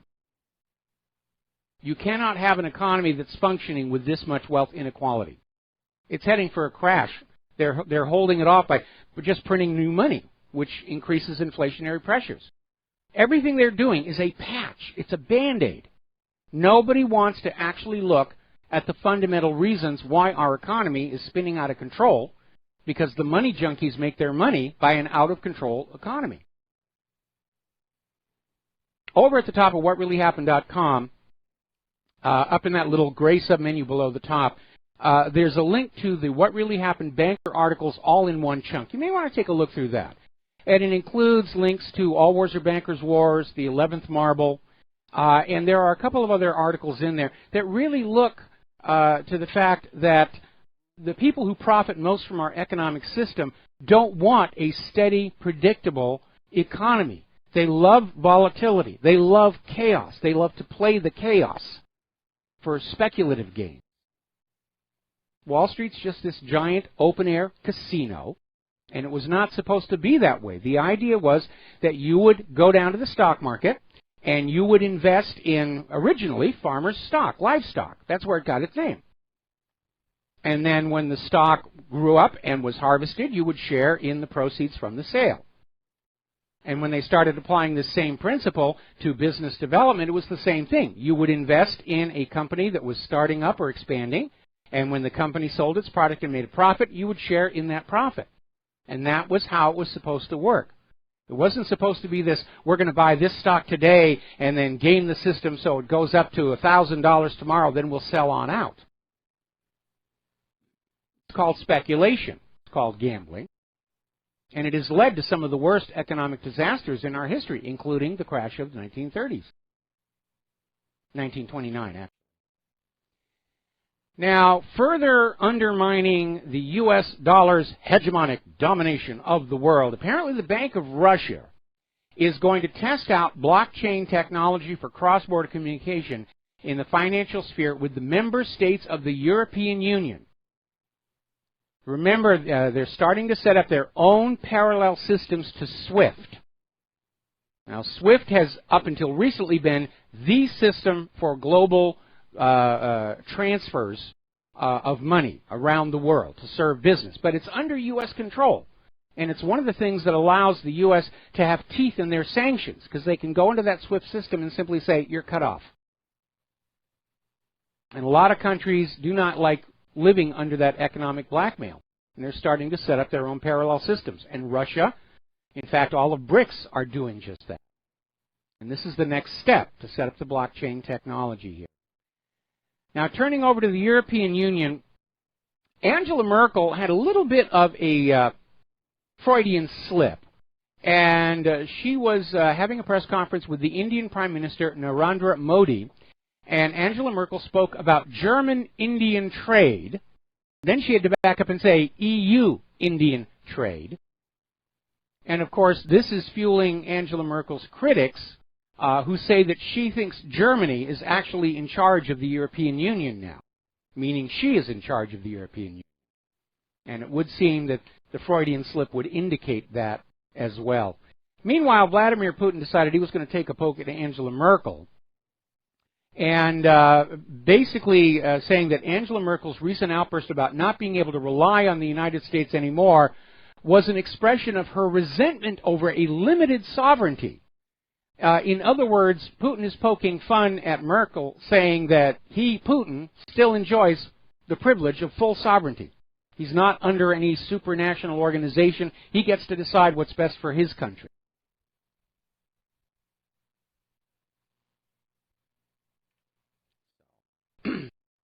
Now then, as you know, several of the member states of the European Union are drawing a line regarding this runaway, out-of-control migration, especially in the wake of these terror attacks which inevitably trace back to people who came into these host countries through this refugee program. Poland is saying they will accept no more. Czechoslovakia is saying they're not accepting any more refugees. The European Commission is already out there saying, we're going to sanction you, we're going to fine you huge amounts of money. I used to think that the EU was going to collapse because of the predatory banking of the European Central Bank, but it's looking more and more like the refugee, the migrant issue, is going to start tearing it apart. The question is Brussels really willing to go to war against Poland and Czechoslovakia over the refugee crisis? Is Germany willing to go along with Brussels and literally have a war within the European Union over the issue of the refugees? But Europe has definitely suffered because of this open border policy, the same as the United States has suffered over the open border policy. Now, out in California, and I want to preface this by saying, when Claire and I lived in California, and we lived there for a good portion of our life, Claire's originally from San Francisco, we did love it. I had a good time there, but it does seem like they're going crazy over there. Apparently, California is going to become the first state to extend health coverage to undocumented young adults aged 19 to 26 through the state's Medi-Cal coverage, which is funded by the taxpayers, to undocumented young adults. Sure, come to the United States, get free stuff. That's why we have an illegal immigration problem. We'll be right back. Aloha, America. Welcome back to our show today. Coming up on the top of the hour. We're still not taking phone calls. For some reason, my feed to RBN is doing great, and RBN's feedback to me is just deteriorating. So Mike is in the control room running around trying to figure out what's going on. Too many wires, too many buttons, too many switches here. Now, over the course of the Obama presidency, and especially when Hillary was campaigning, we saw firearms sales really take off. It was a good time for the citizens' gun companies, gun stores, and so forth.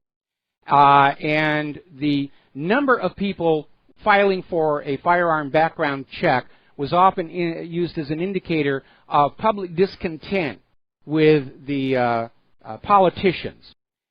So right now, Trump's detractors are trying to make a big deal over the fact that background checks are now soaring again. Gun sales are up, and they're trying to say, well, this is, we've got this NRA endorsed President Trump, and obviously if people are buying guns, well, then they're not sure they trust him and blah, blah, blah, blah. Well, there are other factors than the politicians out there. Trump is not the only issue. And given how he's flip-flopped on so many of his other campaign promises, there may be a little bit of concern that this nation is still headed in the same direction as it was under Obama and would have been under Hillary. But there are other factors. We still have an economy that looks like it's headed for a crash. And we have this rampant open borders problem, which has spawned a surge in crime and the potential for terror.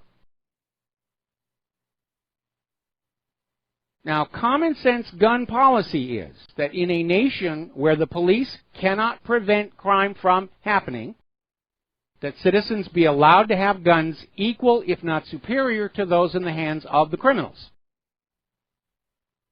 That's just common sense.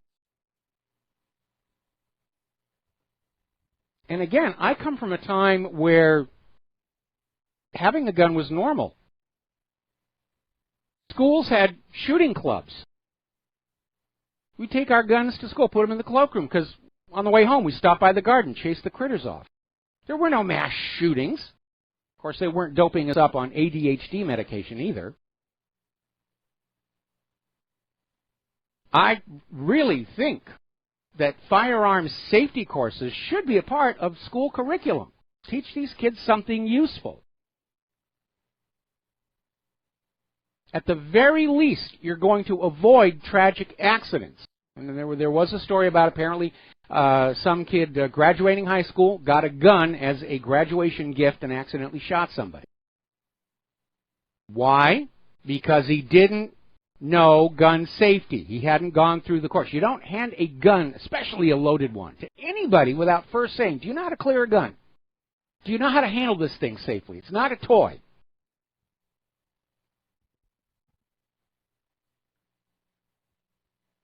So, I mean, just to avoid accidental shootings, everybody going through school ought to be taught gun safety, the correct way to pick up a gun, clear the chamber, make sure the mag is out, and that the gun is safe to handle. Why can't we do that?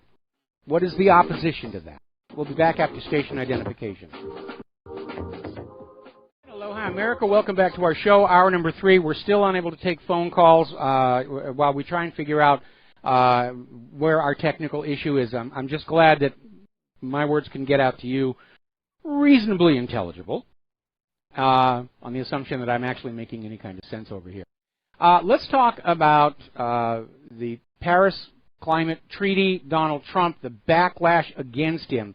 And as you know, there are all these global warming cultists are out there screaming it's the end of the world. CNN actually had a graphic say all these horrible things are going to happen if Trump pulls out of the Paris Climate Treaty. And you need to understand the Paris Climate Treaty really didn't actually address global warming or climate change or whatever they want to call it this week. It was an economic treaty that the countries that were supposedly guilty of poisoning the earth with carbon dioxide would take money away from their taxpayers and send it to countries that were less developed.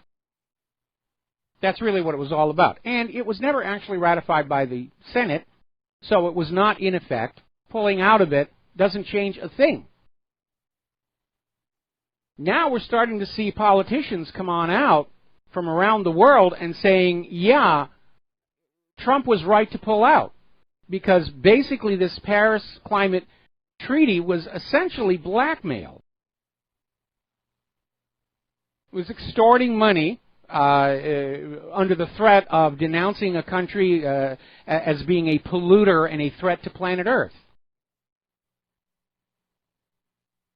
So more and more people are speaking out saying, yeah, this was a hoax. It was a hoax. There is still huge, abnormally large piles of snow up on Trail Ridge Road in the Rocky Mountain National Park. And yes, it's 11,000 feet, but still, this is June, and normally by June, all the snow is gone there.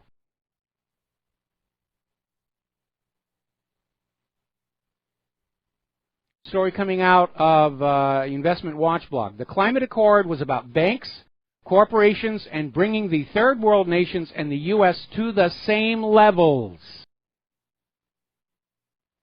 See, that's what the real goal is by the globalists. They have to bring us all down to the same squalor, the same poverty, the same low standard of living so that they can drop the borders and not have a panic of people rushing from poorer areas to richer areas like we're already seeing with the refugees going into Europe and the United States. They want us all to be equally dirt poor so that they can feel incredibly, incredibly rich. I mean, the guy who started the Weather Channel is saying this is all a hoax.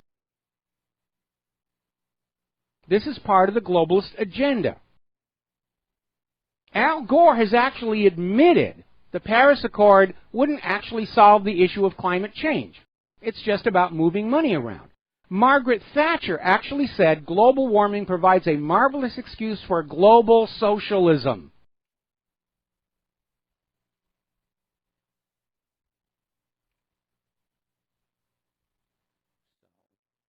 Apparently, let's see, unusual hailstorms, blah, blah, blah, blah. Okay, I'm going to let that go. Now, this is a bizarre story. And I'm not sure what they're thinking here. This came out of governmentslaves.com. And they're actually talking about scientists are researching a vaccine against skepticism. Now, this is reported by Vox originally. And scientists are testing a vaccine to inoculate people so that they're mentally incapable of skepticism. And this is being promoted in the context of being able to get people to stop denying global warming. But of course, if they actually had something like that, they're not going to stop with global warming. They're going to be, we're already in a world where vaccines are mandatory. Oh, you got to have your skepticism vaccine. Now just sit there, let it take effect, and we'll tell you why your children have to go off to war now. Boy, the used car dealers are going to want this stuff.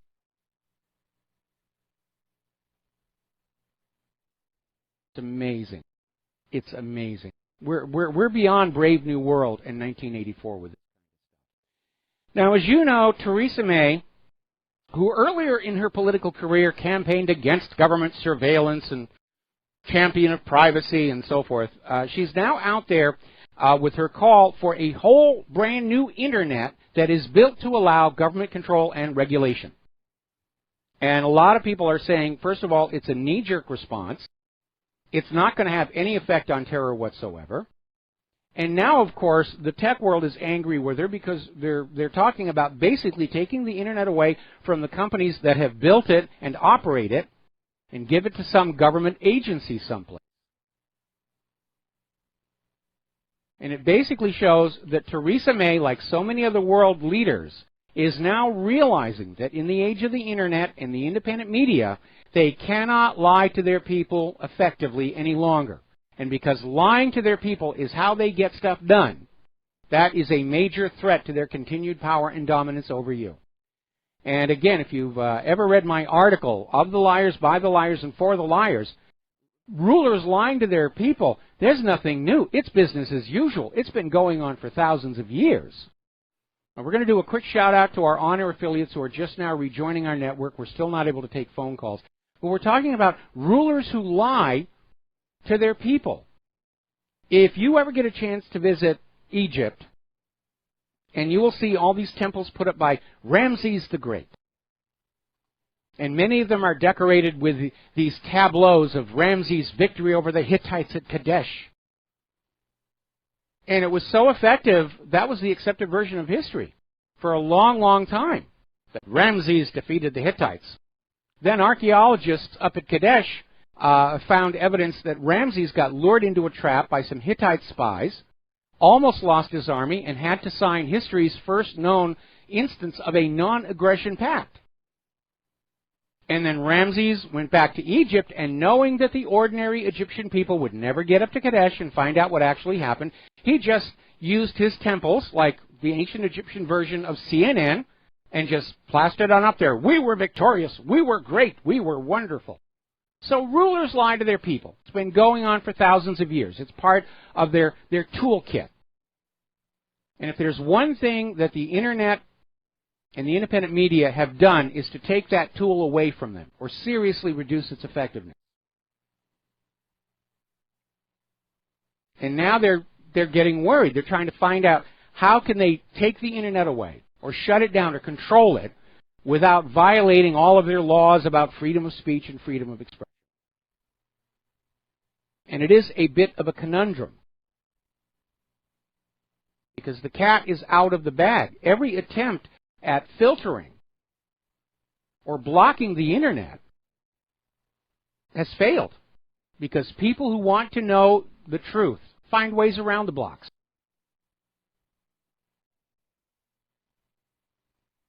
So that's why Theresa May is saying it's time for a new internet that's designed and built to allow the government to block certain people, certain things. One idea that's been floating around here is they want to license webmasters. And the license will be hideously expensive, so that only companies that are selling things will have enough money to have a website. Truth activists, patriots who don't have any funding, no, you can't afford the license. I'm sorry, you're not allowed to have a web page anymore. It's the new rule for the children to fight terror, whatever. Now, there is this malware that's going around. It's been tracked back to China. And at the moment, it seems to be set up to create botnets of click bots to basically cheat advertisers. Remember, we heard a couple of months ago where certain American corporate media outlets were using these Chinese botnets to generate clicks on their own website in order to inflate their ad revenues. And this new malware, it's called Fireball, was found by researchers at Checkpoint Security. And its current purpose is to hijack web traffic to generate fraudulent ad revenue. But it also includes remote control features that allow it to download more malware in the future. And apparently, it is estimated this particular malware has infected 250 million devices around the world. If somebody could gain control of that and weaponize it, they could shut down the entire Internet.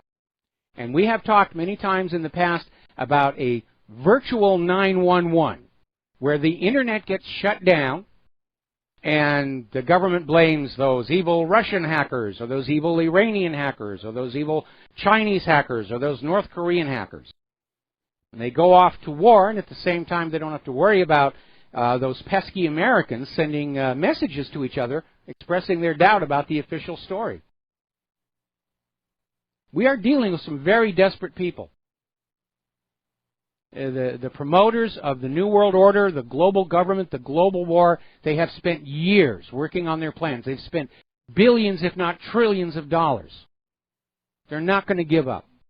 And we need to be ready for everything that they're going to do. Now, apparently, SD-WAN company Peplink has patched its load balancing routers. Apparently, a German company found more issues with that. It's an out-of-control problem between the cybercrime, the malware, just hoaxsters, and we're seeing a decline in the quality of computers and especially software. Now, the computer chips are getting better and better. They don't last as long as they used to. The design lifespan for a desktop computer now is 5 years. Same thing. I think cell phones are supposed to be 3 years. My little VIC-20 from the 80s is still working. Speaking of cell phones, article that came out of the Register in Great Britain is saying that Apple is giving the world not much new, actually. Apparently, the latest iPad, Mac, iOS, and Mac OS are described as minimalist makeovers, where Apple is being iterative, but not really all that innovative. And of course, we do need to understand that Apple's revenues are not performing the way they used to because people are hanging on to their devices. Apple made its fortune at a time when the economy was doing well enough where everybody felt they could get the latest and greatest. Yes, I've got an iPhone 6. I want the new iPhone 7. They don't do that anymore. People are hanging on to whatever they're using until it actually really does wear on out. And only then will they get the least expensive replacement for it. I'm not going to buy an iPhone 7. The iPhone 6 is on sale. And that sort of thing. So that limits the amount of money Apple is getting to pour into innovation. In this economy, innovation isn't a selling point. If I'm getting my phone calls and my mail and a little bit of web browsing and the weather report, that's all I'm using. A lot of people bought these smartphones, loaded them up with all kinds of apps, and then realized after a couple of months of playing with it, they just weren't using them anymore. All right, now then, there's a very alarming story, and it should be an area of concern for everybody. This is from tathasta.com. It's actually been all over a couple of different media areas here. Over in Massachusetts, there was a woman who apparently sent her boyfriend dozens of text messages encouraging him to kill himself. Obviously not a very good relationship. And apparently the 18-year-old boy committed suicide. And Michelle Carter, the lady who sent the kid these messages, is charged with manslaughter. And they're just now picking the jury. And it's going to raise some interesting issues about being responsible for things that you send over text messaging or computers.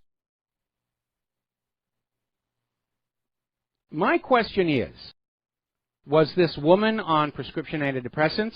Was the 18-year-old boy on prescription antidepressants? Because both of them are displaying what to me seems to be very bizarre behavior. And I'm greatly concerned that, again, young people who've grown up in this world, this all looks normal to them. But for people of my age, and looking back on how people behaved when I was young, we had a certain altruism, a certain care. We had an inherent ethical, moral code. And it almost seems like behavior in the United States has become so bizarre, I'm almost wondering if there really is a pharmacological component to it. When we talk at some of the things that are going on in these colleges, where they're talking about whiteness is equal to terrorism, I'm wondering how much of this is because of these chemicals that are being pumped into our bodies, and not just the prescription psychiatric medications. Watch some of those commercials for the prescription medicine on TV, because if you listen to that little disclaimer at the end that they have to put in with a very fast voice, you're starting to hear more and more about how these medications can trigger depression or bizarre behavior or even suicide.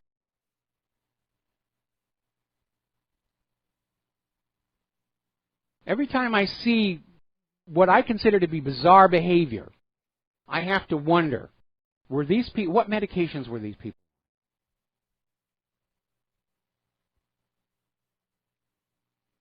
Now, apparently there's a new bill, House Resolution 1313. It's moving through Congress right now.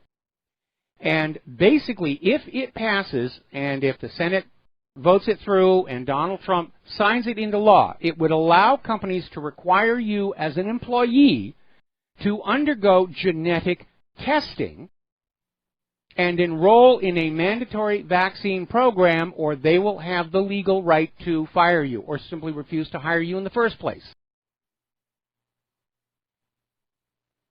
Now, right now, there's a law. It was signed in 2008. The Genetic Privacy and Non-Discrimination Act prohibits giving employers the authority to demand a genetic test, because there would be discrimination. The genetic test can show predispositions to certain illnesses that make you at high risk, and the genetic testing, the reason for the 2008 bill was health insurance companies wanted to do DNA testing, and if you had certain markers, they were going to say, well, we're going to refuse to insure you, because we know from your genes you're going to have this coming on down. So they're trying to reverse that now. This is coming from Republican Congresswoman Virginia Fox, and basically it will strip all employees of their privacy rights, even down to their DNA.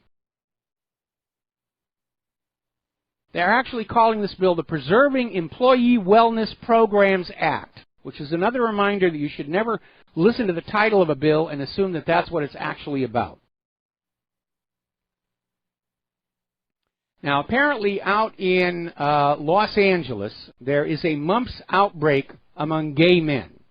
And apparently, the gay men coming down with mumps were already fully vaccinated. And we see this happening time and time again, where there'll be vaccine campaigns, then all of a sudden there's an outbreak of mumps or measles. And what does corporate media say? Oh, see, that's why you should get your vaccination. These people were already vaccinated. Well, they weren't vaccinated enough. They should have gotten 2 or 5 or 10 or 20. We know there are documented cases where the vaccines are actually causing the illness they're supposed to be preventing. In the case of live pathogen vaccines, those who are vaccinated can give the illness to those around them, which will then be seized on as another ad campaign to sell the medication.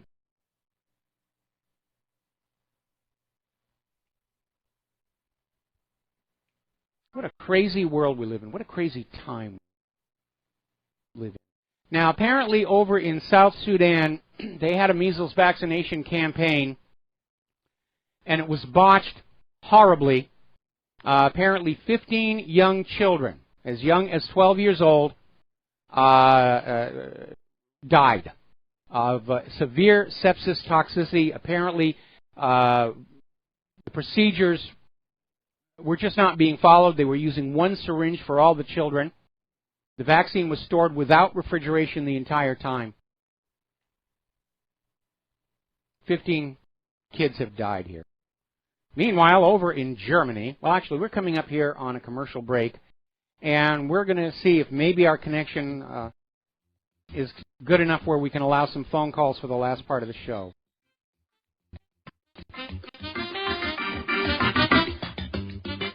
And aloha, America. Welcome back to the show. We're going to go ahead and open the phone lines. It looks like our Skype problems have gone away, so if we're going to open the lines, 800-313-9443, and see if we can take a few phone calls. We are now getting word that Saudi Arabia has sent a message to Qatar saying that unless Qatar immediately goes back to being the way it was before, comes to heel, becomes obedient, that Saudi Arabia is going to launch military action against Qatar sometime within the next 24 hours. So it's on. It is definitely on. Now then, stepping on back to this reality lay winner, and with a name like that, apparently she got exposed because, not because of anything Glenn Greenwald did. Apparently she emailed The Intercept using her work computer. I mean, this thing is just fishy from top to bottom. Anyway, getting on back to the medical news here. We're talking about vaccines.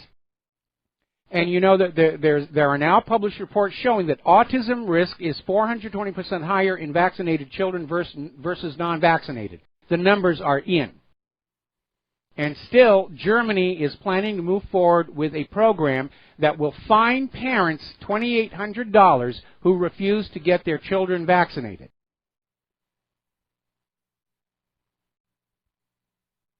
And they're also saying that the children would be forbidden from going to daycare without the vaccines. It's pushing product, pushing product, pushing product. Now then, getting on back to the issue about medications making you behave bizarrely. As you know, a little while ago, professional golfer Tiger Woods was found asleep at the steering wheel of his car. And apparently the police arrested him on a DUI because he was speaking in very slow and slurred speech. And apparently his alcohol breath test was 0. They found no alcohol in his body. And Tiger Woods was saying the prescription drugs, really, they made him drive funny, and so he pulled over to get out of traffic, and he fell asleep. Now, we don't know what medications he was on, but he just underwent a back operation, which means he could have been on muscle relaxants and other painkillers. But again, watch those TV commercials for those prescription medications on TV. And listen to that disclaimer at the end. We'll listen to those things. Claire will say the cure is worse than the disease. Especially when you realize that some of these diseases, like eczema, may actually be an artifact of vaccination again. It's amazing. Now, here's a very alarming story out of the Daily Mail. And apparently this doctor has gone public saying that 2 of his patients were told to seriously consider euthanasia, doctor-assisted suicide, when their health insurance companies refused to cover their life-saving treatment. This is Dr. Brian Callister, and basically saying that, yes, this seems to be a coming thing, where the insurance companies are literally saying, well, these people are too old, they're not going to contribute to society. We have just decided we are not going to pay for their very expensive life-saving treatment. We recommend euthanasia.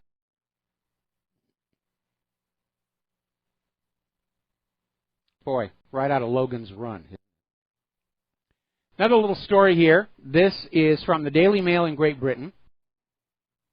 And it's talking about a study where they have extracted a compound from cannabis and found it to be significantly effective in destroying cancerous tumors in leukemia. Now, the study combined existing chemotherapy with cannabinoids, and had better results than chemotherapy alone. And they're saying that the findings suggest that they could lower the dose of chemotherapy and minimize its toxic side effects. The part they left out is trying the cannabis all by itself.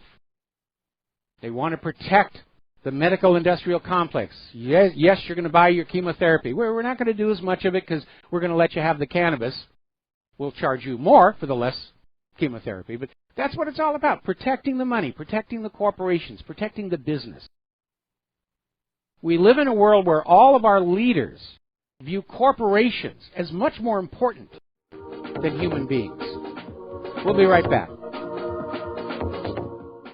And aloha, America. Welcome back to the show here. And following up on that breaking story we had earlier, Saudi Arabia has basically sent Qatar a list of 10 demands, which if they are not met within 24 hours, will result in a military confrontation. This could tear the whole region apart, could tear OPEC apart.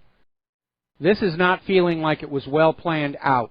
All right, we're going to go ahead and see if phone calls are now working with our Skype. Glenn in Philadelphia. Aloha, Glenn. Welcome to the show. What's on your mind? Hello, Mike. I hope you can hear me. I hear you just fine. You know, I called out something else, actually, but first I wanted to say that I'm not so sure I believe your story of the skepticism vaccine. It sounds dubious to me. It does sound to me, but, you know, I've been hearing rumblings about that for some time, and we do know that there are pharmaceutical chemicals that change the way your brain operates. There was even a story a while back where the U.S. was trying to work on some way of literally having a chemical that would tamp down religious fervor to use on the Muslims. And who knows what's really out there. And it does sound a little far-fetched, but, I mean, the idea that they're even thinking about this kind of nonsense is scary. But you know, see, that was a joke, see. Oh, okay. And you were supposed to say, you will believe. All right, you will believe. Yeah, exactly. No, what I actually called about was you mentioned Philadelphia and banking alternatives earlier, and I thought, ironically enough, Philadelphia is the home of the Second National Bank building. Yes. Which is a grandiose building in Greek architectural style with columns and everything. And I had toured it in the 90s with some friends. It's operated by the National Park Service and had been a money history museum. But see, the National Museum of Money and Finance is now up in New York City. But apparently now it's just a portrait gallery of like notable personages. So it has like 100 portraits, so it's a walkthrough thing. And it's right within a stone's throw of Independence Hall and Ridge Bell. Ironically, again, that the second bank should be in such close proximity to the Liberty Bell. Yes. But I don't know exactly what options. I was expecting more of the bank issue stuff to come from at the state level. So I think it's North Dakota, for example, has their own highly functional independent bank. I think it is. I would like to see that stuff implemented at the state level. Absolutely. I would like to see the things that we are required to have, a currency system, clean water, food, all the basics, healthcare, should be utilities that are done to provide the service, not make money for the money junkies. Because anytime something is privatized and profitized, then obviously quality of service goes down and prices go up. And we never should have allowed our monetary system to become privatized. It was unconstitutional to do it. And we're seeing all over the world just what it's costing ordinary people to have the currency that they're required to use for commerce be a for-profit operation by a private central bank. Yes, I agree. On my way out here, I just want to point out, Saudi Arabia keeps changing their list of demands for Qatar. Now they want a shrubbery.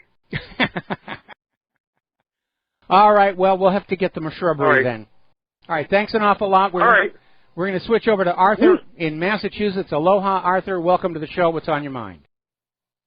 How's it going, Mike? Going a lot better now that I can take phone calls.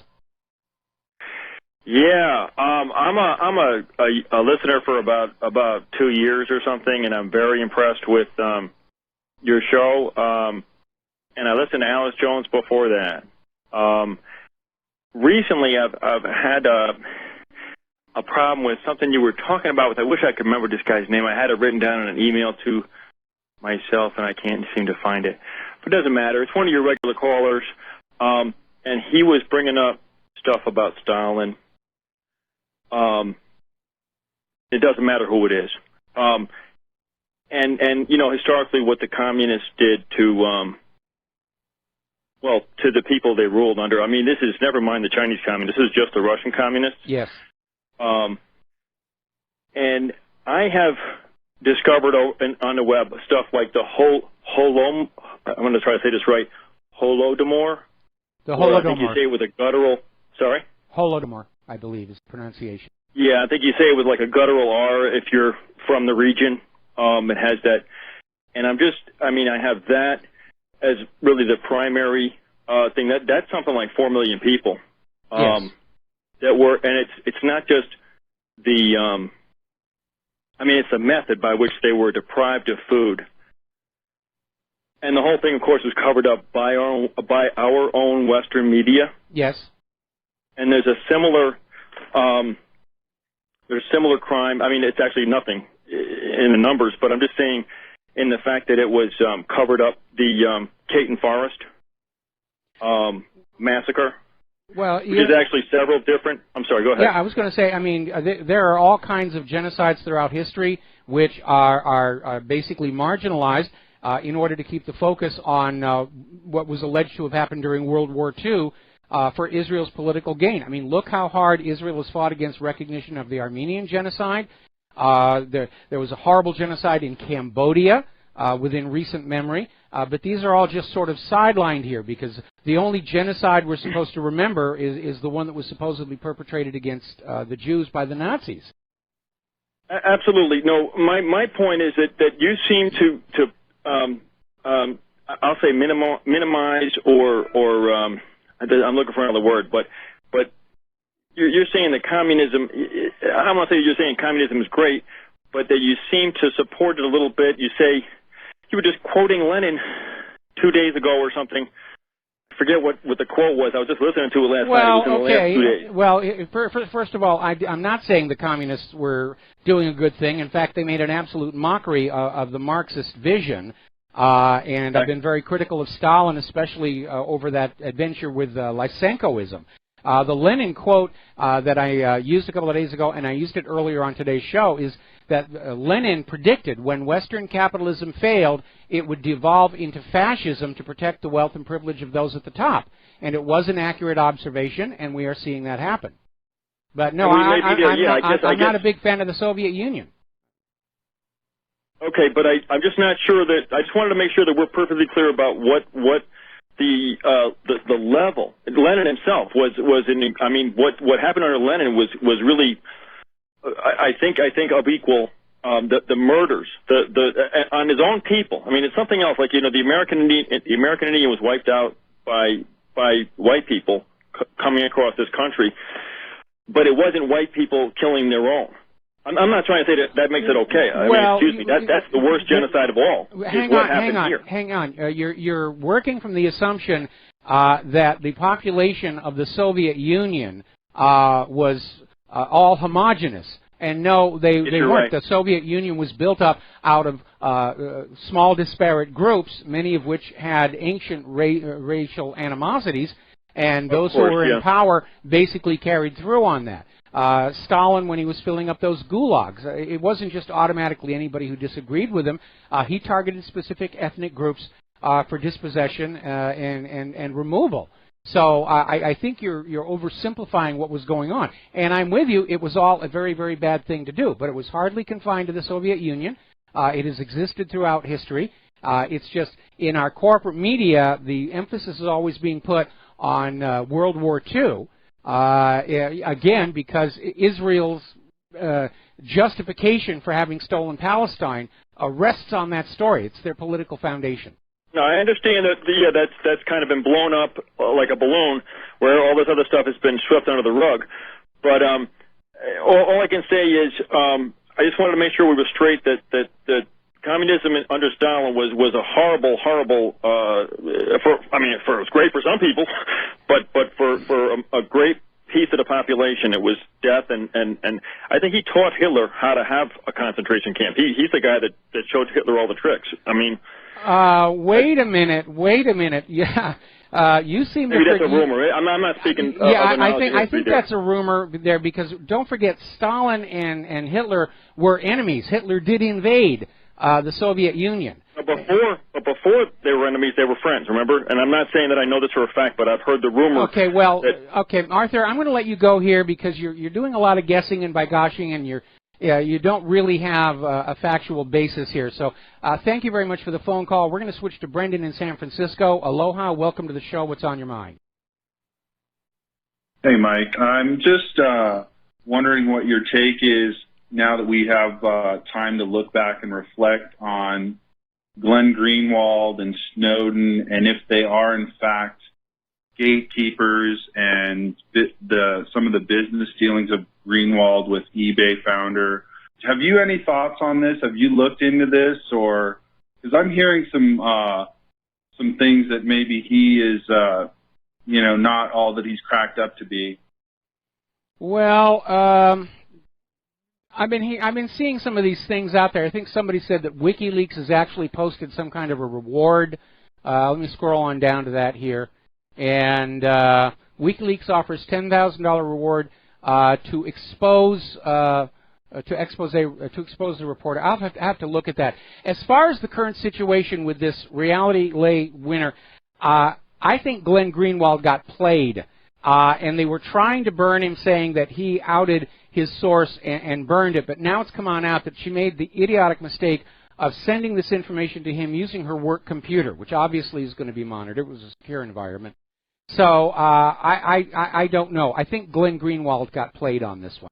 He's being used to try and grant. Honestly, we need to keep an eye on Glenn Greenwald, and with a more critical eye. I was a big supporter of his and Jeremy Scahill, but just with time passing now, he's withheld a lot of the WikiLeaks information or the Snowden leaks, and the fact that he's in bed with eBay now is quite troubling in my opinion, but I think it's something we should keep an eye on. Well, you should always keep an eye on everybody, including me.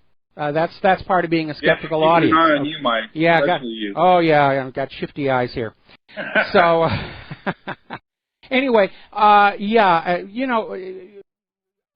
would say don't get into the idea of saying you can trust this person, you can't trust that person, for two reasons. One, we can get used, we can get tricked, we can make mistakes. You should be evaluating the information you get from all sources on a case-by-case, individual basis and say, does it make sense or not? And again, I've had certain doubts about whether maybe the Snowden story was made public to scare us all into silence, and if that was the plan, it sure as heck didn't work.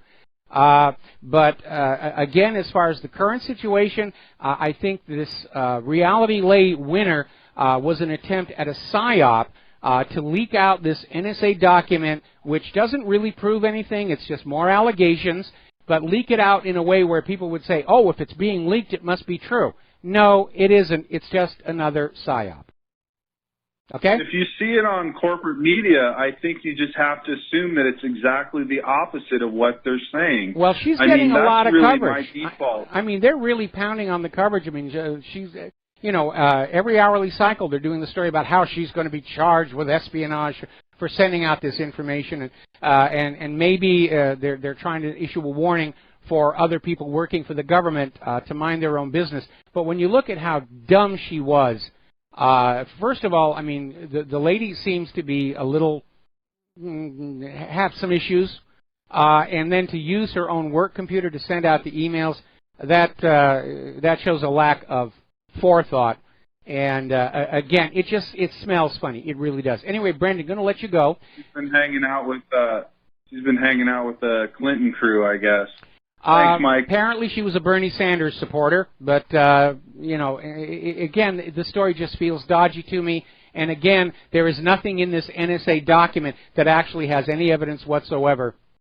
In fact, apparently, Last Sunday, Mark Warner of Virginia, who's the vice chair of the Senate Select Committee on Intelligence, said still there is no smoking gun evidence on collusion between President Trump and Russian officials. They have been investigating for a year. They have found nothing, nothing, nothing, nothing. Okay?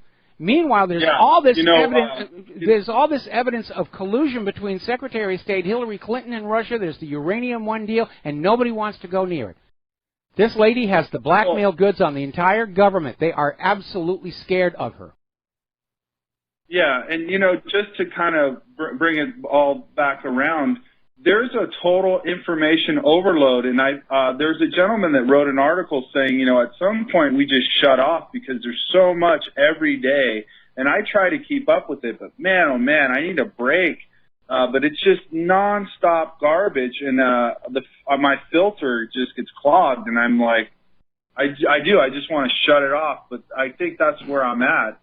But and again, thanks, Mike. I'll let you go. All right, thanks an awful lot. We're going to switch over to Joe in Pennsylvania. Aloha, Joe. Welcome to the show. What's on your mind?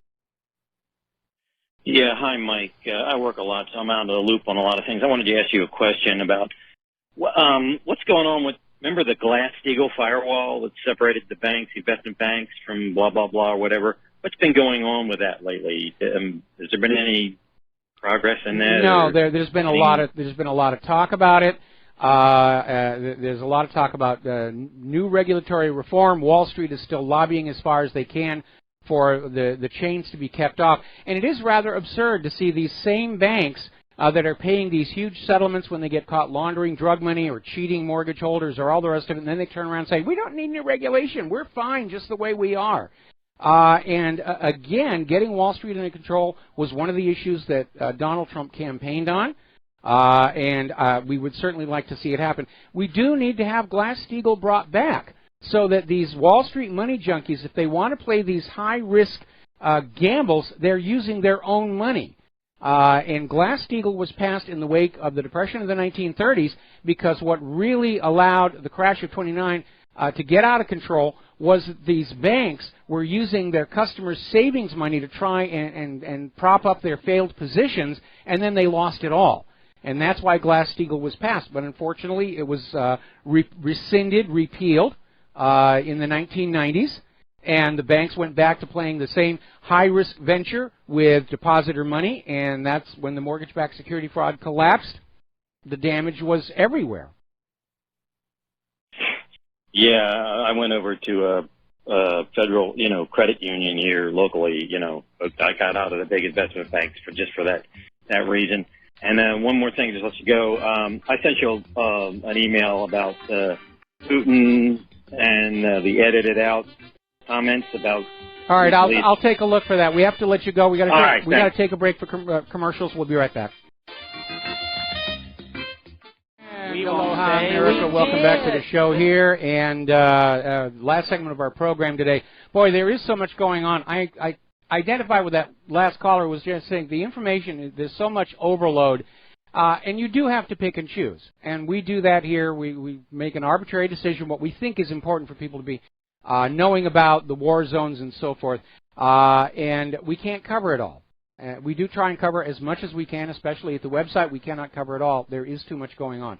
But right now, I think it is very important that we keep an eye on all these war zones all over the world, because we're just poised on the brink of a major, major escalation in global conflict. All it's going to take is one hot-headed decision, one stupid mistake, and it's going to be off and running. And I'm very alarmed at the situation involving Saudi Arabia and Qatar. This could literally break up the entire Middle East politically. They've sort of been operating as a single unit through OPEC, through the Organization of Gulf States. That could all fracture, and they would go back to being individual countries making war on each other. And it would just escalate and spread from there. By the way, I did find that email that was sent to me, and it's the interview that Megyn Kelly did with Vladimir Putin with the parts that NBC took out. And they took it out in order to weaken Putin's presentation. Putin was out there saying, basically, it's the U.S. that's meddling in everybody else's election. It's the U.S. that's intervening in all these countries. And it's absolutely true. The U.S. government is behaving badly. It's time to accept that. It's time to send a message to the world. We, the people of the United States of America, do not support what the U.S. government is doing in our name. We're tired of the lies. We're tired of war. We're tired of being plundered and pillaged by every corporation out there with a high-paid lobbyist in Washington, D.C. You will buy the vaccines. You will buy this. You will do that. You won't collect rain on your own property. You will buy bottled water. Again, we're coming up on Independence Day.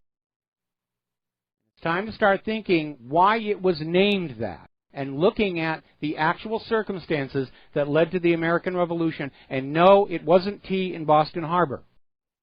The issues were far more widespread than that. It was the enforced dependency colonial that was imposed on the colonists. They were ordered whose currency they had to use. They were ordered what businesses they had to do business with. They were forced to be dependent on favored British businesses and institutions, and dependency is slavery. And at some point, slaves stand up and say, enough is enough. So just something for you to think about. Last story before we hit the end of the show. For some reason, Texas has the highest maternal mortality rate in the entire developed world.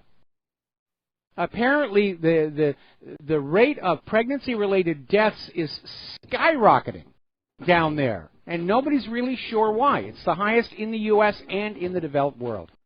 Something's gone wrong with our medical-industrial complex. There's the music. Time for me to get on out of here, get something useful done with the rest of the day. We'll be back tomorrow, Wednesday, Hump Day, here on the Republic Broadcasting Network. Stay tuned for John Stadmiller's show today, and especially on Thursday, when we're going to have the USS Liberty survivor guest hosting the program. We'll be back tomorrow. Aloha, America.